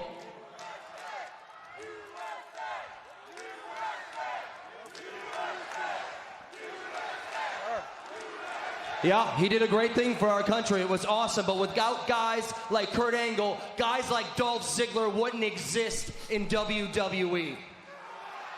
You got to remember something, Kurt. I'm Dolph Ziggler, and you're not. Whoa. You see, I am going to cement my legacy when I win the World Cup. All the years, all the hard work, breaking records in college, stealing show after show after show. I will cement my legacy, and I will win the World Cup. All right. Now, tonight, you're going to need an example because I'm such a nice guy. You're going to get an example of what's going to go down at the World Cup in a second right here. But just remember this. I am the best that has ever walked down that aisle. I am the best that has ever stepped foot in this ring. I am the best thing going right now, and I'm the best damn thing that's ever happened to this business. Love you, Dolph. I am the best in the world. Man. You don't have to agree with what Dolph Ziggler Hey, just said, Apollo but the Crews is at least getting important TV time again. And he could prove it on Friday. Okay, so I like that. I like that promo. Dolph Ziggler has been one of my favorites for my entire life. Like, if it weren't for Chris Jericho, Dolph Ziggler would be my favorite without a doubt. So I'm down for this. I hope Dolph Ziggler wins the World Cup. I think Dolph Ziggler winning the World Cup would be a huge thing for his career. I don't know where it could push him, but he is certainly one of the guys in the World Cup tournament that I would like to see. He's not going to win it because he's not going to beat people like Kurt Angle. He's not going to beat somebody who he's facing in the first round. Like, you know what I mean? And Dolph Ziggler's unfortunately there to take a pinfall, but I hope he's not. Your scalp? You know, I hope I'm really wrong about that, and I hope Dolph Ziggler goes far in the tournament. Like, the tournament doesn't really mean much. Let's face it, it's a thrown-together tournament that has been on a highly criticized pay-per-view. What is this you sold us? Condoms? No, condoms don't feel like this. Well, it is Trojan bearskin. At 40% thinner, you can get closer. Weird condom commercial that just came on. Very weird. To know how they have a Best in the World tournament without Punk or especially Jericho. Yeah, Jericho would make sense, but here's the thing, guys. Saying they're best in the world, that has always been a line in WWE. That's always been a thing for heels to say that they are the best because they believe they're the best. This cup is just for them to say it's the best in the world tournament. Just because CM Punk had a moniker where he said, I'm the best in the world, and just because Chris Jericho's had a thing where he said, I'm the best in the world at what I do, it doesn't mean that you can't have somebody else who says that they're the best in the world. It's like the King of the Ring tournament. Why not? You had multiple King of the Rings, so you can have multiple best in the worlds. But Jericho is literally the best. I do agree. It'd be nice to see him back in WWE. But he's not right now. Guys, if you haven't done so, though, please make sure you continue to hit like on this video. Thank you for 300 likes. Here comes your dab. Whoo! Make sure you continue to like, though, everybody. Also, make sure you are subscribed to the channel. Once again, I'd like to hit 101,250 subscribers here tonight. Come on. Let's do that. You're not gonna believe this. That's like, what? John killed himself. 21 away. This doesn't make any sense. I can't accept this. Ray's on SmackDown tomorrow because he's on the Jericho Cruise. Is that true? Is that true, Aled? Rey Mysterio, Jericho Cruise. Let's see if that's actually true. As bad as this seems, there is good. Rey Mysterio. We'll find it. I promise. Rey Mysterio. Central on City TV. One day we'll all be given the chance to explore further. Until then, explore the world around you with Trivago.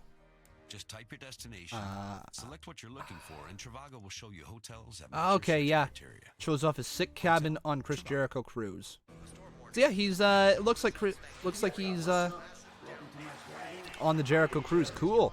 Cool. I didn't know that's out where he was. That's surprising that WWE. Wait. Hang on. When does the Jericho Cruise come in? Because Friday he's supposed to be in Saudi Arabia. Unless he's only on the cruise for like a little bit and then flying out from somewhere else. I don't know. But WWE didn't want him to go, yet he went anyways. Damn. That's kind of But you know what? WWE, gotta let your performers go have fun. Especially like Ray Ray. Come on, that dude's a legend. Okay, let me change this over to current match. You think Randy Orton's going to win the Battle Royal? Interesting choice. Oh, but Dolph Ziggler gets hit back by Apollo. Apollo goes for another kick. There he goes. He hits the Enziguri and drops Dolph Ziggler down to the ground. Who do you guys think is going to win the Best in the World tournament? If you had to say one person, who do you think is it going to be? I'm going to have to say my odds-on favorites. Probably Kurt Angle. Probably Kurt. Being a legend, winning the Best in the World tournament in Saudi Arabia. Totally see that being Kurt Angle. Oh my God! Another step-up Enziguri though from Apollo Crews. Kick right there. 2. Kick out by Dolph Ziggler.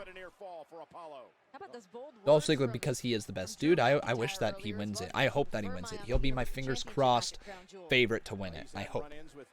Where are the eggs at, bro? Coupon here says you're having a 100-egg giveaway if I subscribe. Well, coupon lied, bud. Don't know what to tell you. Don't have a bunch of eggs to give away. Oh, but Dolph Ziggler pushing Apollo Crews, who comes crashing down to the ground, hooks both legs. 1, 2, kick out by Apollo. Randy Orton's best heel in WWE. Him and Miz. Like, Randy Orton's certainly a vicious heel. I would say Miz is probably the best consistent heel in the WWE. Oh! Dolph Ziggler going for the super kick. Apollo Crews misses on that kick, though. And Dolph Ziggler elevated, but thrown down by Apollo Crews. Now Crews lifts him up. Who do you guys think is going to win, by the way? Type 1 for Ziggler, 2 for Apollo Crews. But the deadlift here, high above the head of Apollo Crews. Dolph Ziggler about to be dropped down with the military press into the standing moonsault. 2. Oh, kick out by Dolph. Oh, that was close. Oh, man, this is the main event. Apollo gets a main event match. Is that true? Is this the main event? Oh, no, DX and Brothers of Destruction are going to come out after this match, probably. Okay. All right, yeah, this is the main event match, though. Apollo Crews, he must have impressed performers enough, or impressed management behind the scenes enough. Wait, Dolph Ziggler now leaps up to the top rope. Oh my god, but Dolph shoved back down. Apollo's it. Oh my god, Apollo Crews. 5-star frog splash, but landing directly onto the knees of Ziggler. Super kick delivered. 1, 2, 3, and Dolph Ziggler picks up the win. MC Duncan says, when Hogan comes back, he could become a Raw general manager. I hope not. I hope not. I don't want to see Hogan on my TV every single week. No, I don't want to see it. But thank you very much for your $2 dono.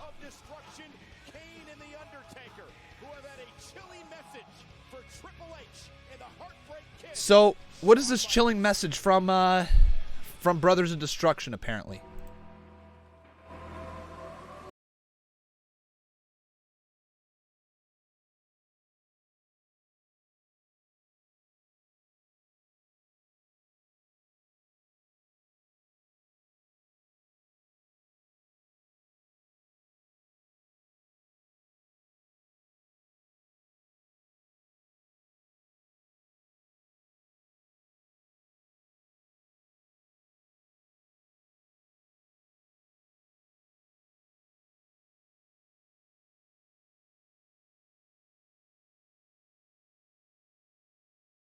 Oh, it's up next. Oh, we're getting face to face. This is not just a random backstage segment. We are going to get a face to face confrontation between D-Generation X and the Brothers of Destruction. So let's get Shawn Michaels and not Kurt Angle, Triple H up here on the screen. Here we go.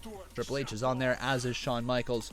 And that is going to be the promo, which comes up after this commercial break. Everybody, you hyped to hear from... Excuse me. You hyped to hear from my sneeze. No, you hyped to hear from the Brothers of Destruction and Triple H, as well as Shawn Michaels, D-Generation X. What do you guys think? What do you think is going to happen in this main event here? What do you think? Another glorified by WWE. Their morals are absolutely crap. Who is that? Who are you talking about there, Cody? Yeah, I actually don't know who it is you're talking about. No, I'm only hyped to hear from Conman. Hey, Jazzy Bot. Well, welcome, dude. You're hearing from Conman right now, but everybody, you want to hear from Conman, then you got to listen real close here. So everybody, make sure if you are enjoying the stream, please make sure you drop a like on this video. Also, make sure you are subscribed to the channel. I just realized this really quickly, that we got to do a few little spins here. We don't have much time left in the show to do the Wheel of Conmans, so we're gonna do a few spins here on the points. We'll do the spins on the Wheel of Conman just in case, like, you know, you get the jackpot on it. So there's the Bob Club picking up 100 points. That is much needed there. This is we got another spin after this. Here we go on this. And that's another 50 for the Bob Club. So, Bob Club sitting there at, what is that one? So, 200, 70, 80, 90. Tim Roth fights corruption. I thought people loved the police in Canada. And his own demons. There you go. 220 points there. And third and last spin on the Wheel of Points. What is it going to be? Bob Club, you just got wrecked. Drop 100 points. Back down to 120. So there you guys go. And now we got one spin on the Wheel of Conman. Let's see where this lands. You know what? I can do a 5-second pose. So for everybody out there with the benefit of flash photography, prepare for the 5-second pose. Get your cameras ready. And here we go. 3, 2, 1.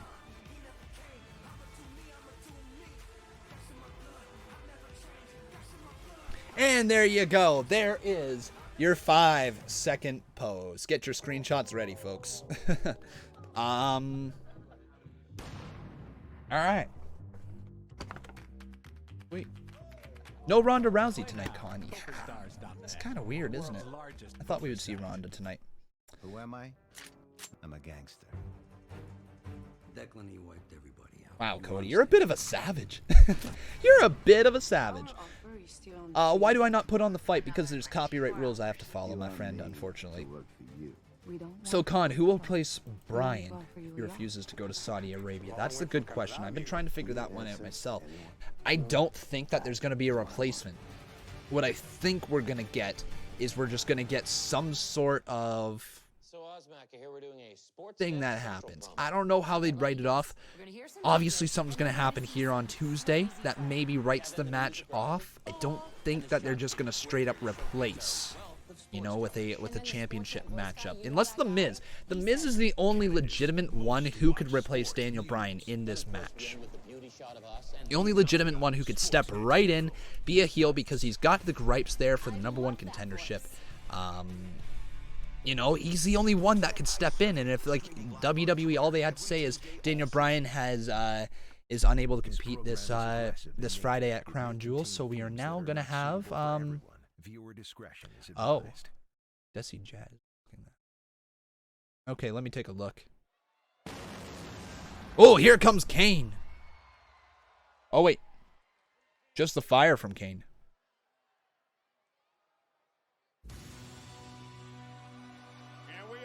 And here we go. All right, let me see what you're talking about here.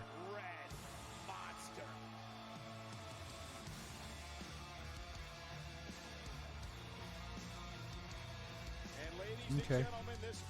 Don't know. Savage Cody 167 is here. Cody, thank you very much for your $15 dono there, bud. I do appreciate it. Thank you guys so much for the support tonight. We've actually had an incredible amount of support, which is amazing. That's I copied the wrong thing though. Copy your name. And let's see Titus Worldslide. Slide on into those DMs. Here we go. Let's hear it. Oh! But folks, the lights go off, and it can only mean one thing. That the dead man is here. Undertaker's music, the lightning through the arena. And then the blue Titantron. The mysterious dead man is here. Can you update Triple H's photo? He has even a bigger beard.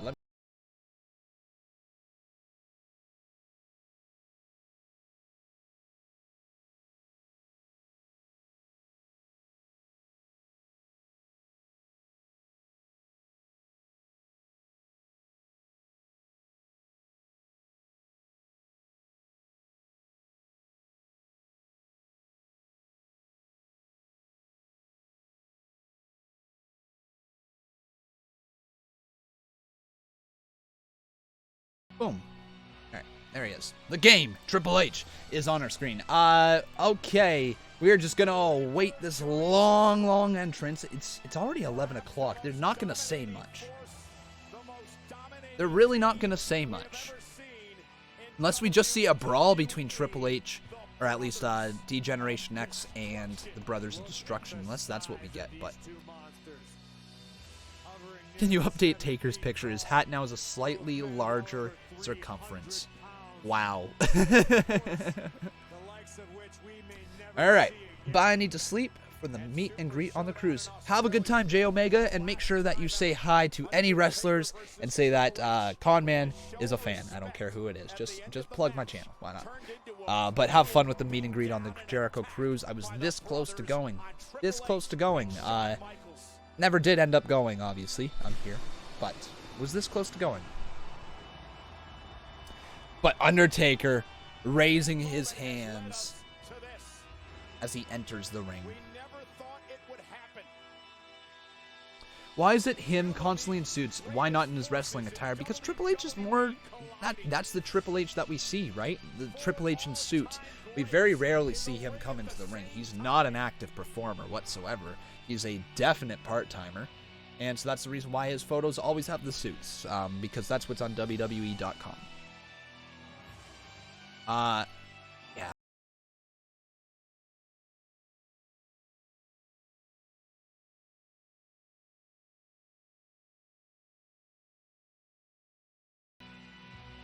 But Brothers of Destruction taking their time. It's 11:02, man. You don't have all day. Let's hear your words, folks. The mayor of Knoxville, Tennessee. Is that it? Knoxville, Tennessee? I could be wrong with what place he's mayor of. But here we go. The Dead Man and the Big Red Machine, Kane and The Undertaker.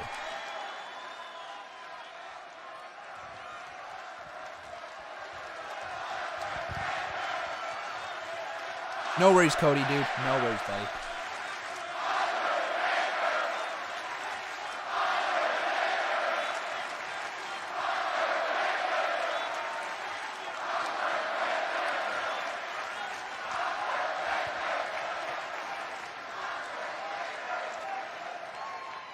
It's not easy to heed his call, to say goodbye, to reach the end.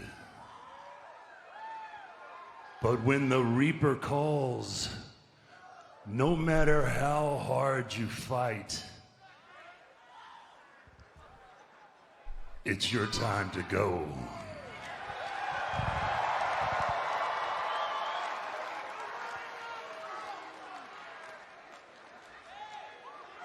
In the Hey, distance, Ninja Wolf. I'm glad that you enjoy my streams. they could I'll hear continue to their try to make them names as entertaining being for you as possible. whispered. And as time went by, it got louder. And the whisper has now become a deafening cry.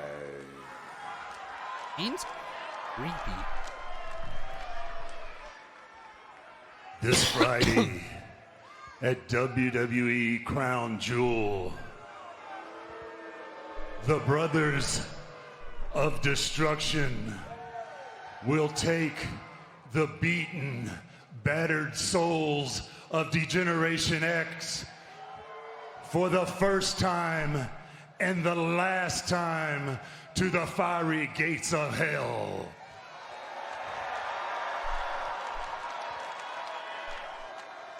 It won't be swift. It will be slow, agonizing pain.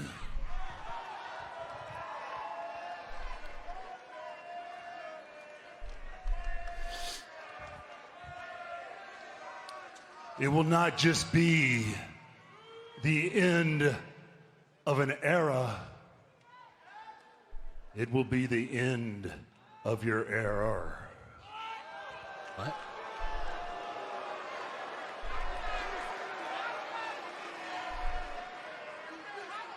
What word did he just try to say there? But that is this Friday. Tonight, Triple H and Shawn Michaels, you're being summoned to this ring right now. Oh, man.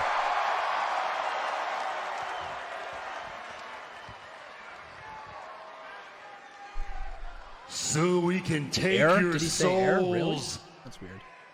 for eternity so that you can never rest in peace. Folks. Oh my God. Everybody, get your X's high in the air. Better get ready. Bow to the masters. Break it down!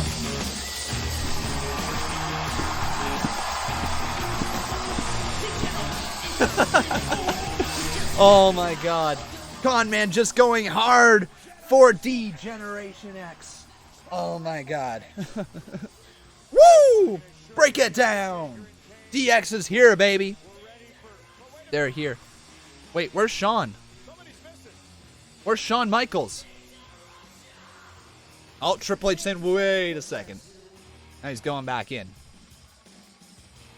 Know who you're talking to? Nah, I just love the DX theme song. Is Shawn here?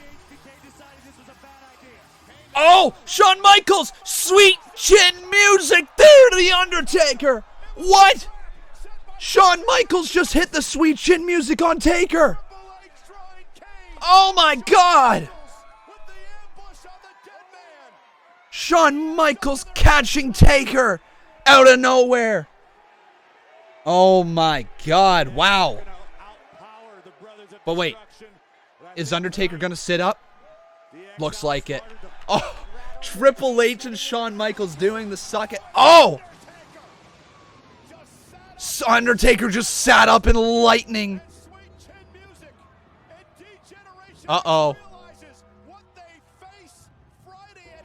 Shawn Michaels looking a little scared. That is a weird segment. Wow. I don't know how I feel. Shawn Michaels hit sweet chin music there. Undertaker sits up like it's nothing. And that, I think, folks, is how we're going to end Monday Night Raw. It looks like it. Yep.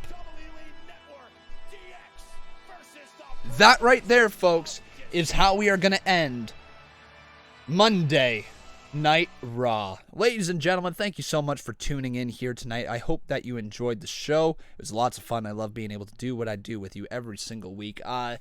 Once again, reminder that I will be live tomorrow night with Tuesday Night SmackDown, and of course I'll be live on Wednesday with NXT UK, NXT, and 205 Live, as well as live on Friday with WWE Crown Jewel. So I'll be live then. As well, also on Saturday, UFC 230, I think, is this Saturday as well. And I might have Steve with me this Saturday for that event. So, everybody, take care. Thank you so much for watching. I hope that you had a fun night. On your way out, make sure that you leave a like on this video. And you also make sure that you are subscribed to the channel. You can see your name pop up on the top left-hand corner. Excuse me. Excuse me again. You can see your name pop up on the top left-hand corner if you are to subscribe before the end of this show. But with that being said, folks, I've been Con, and thank you once again for watching the show so much. And I'll see you guys tomorrow night. Take care, everybody, and have a good rest of your night.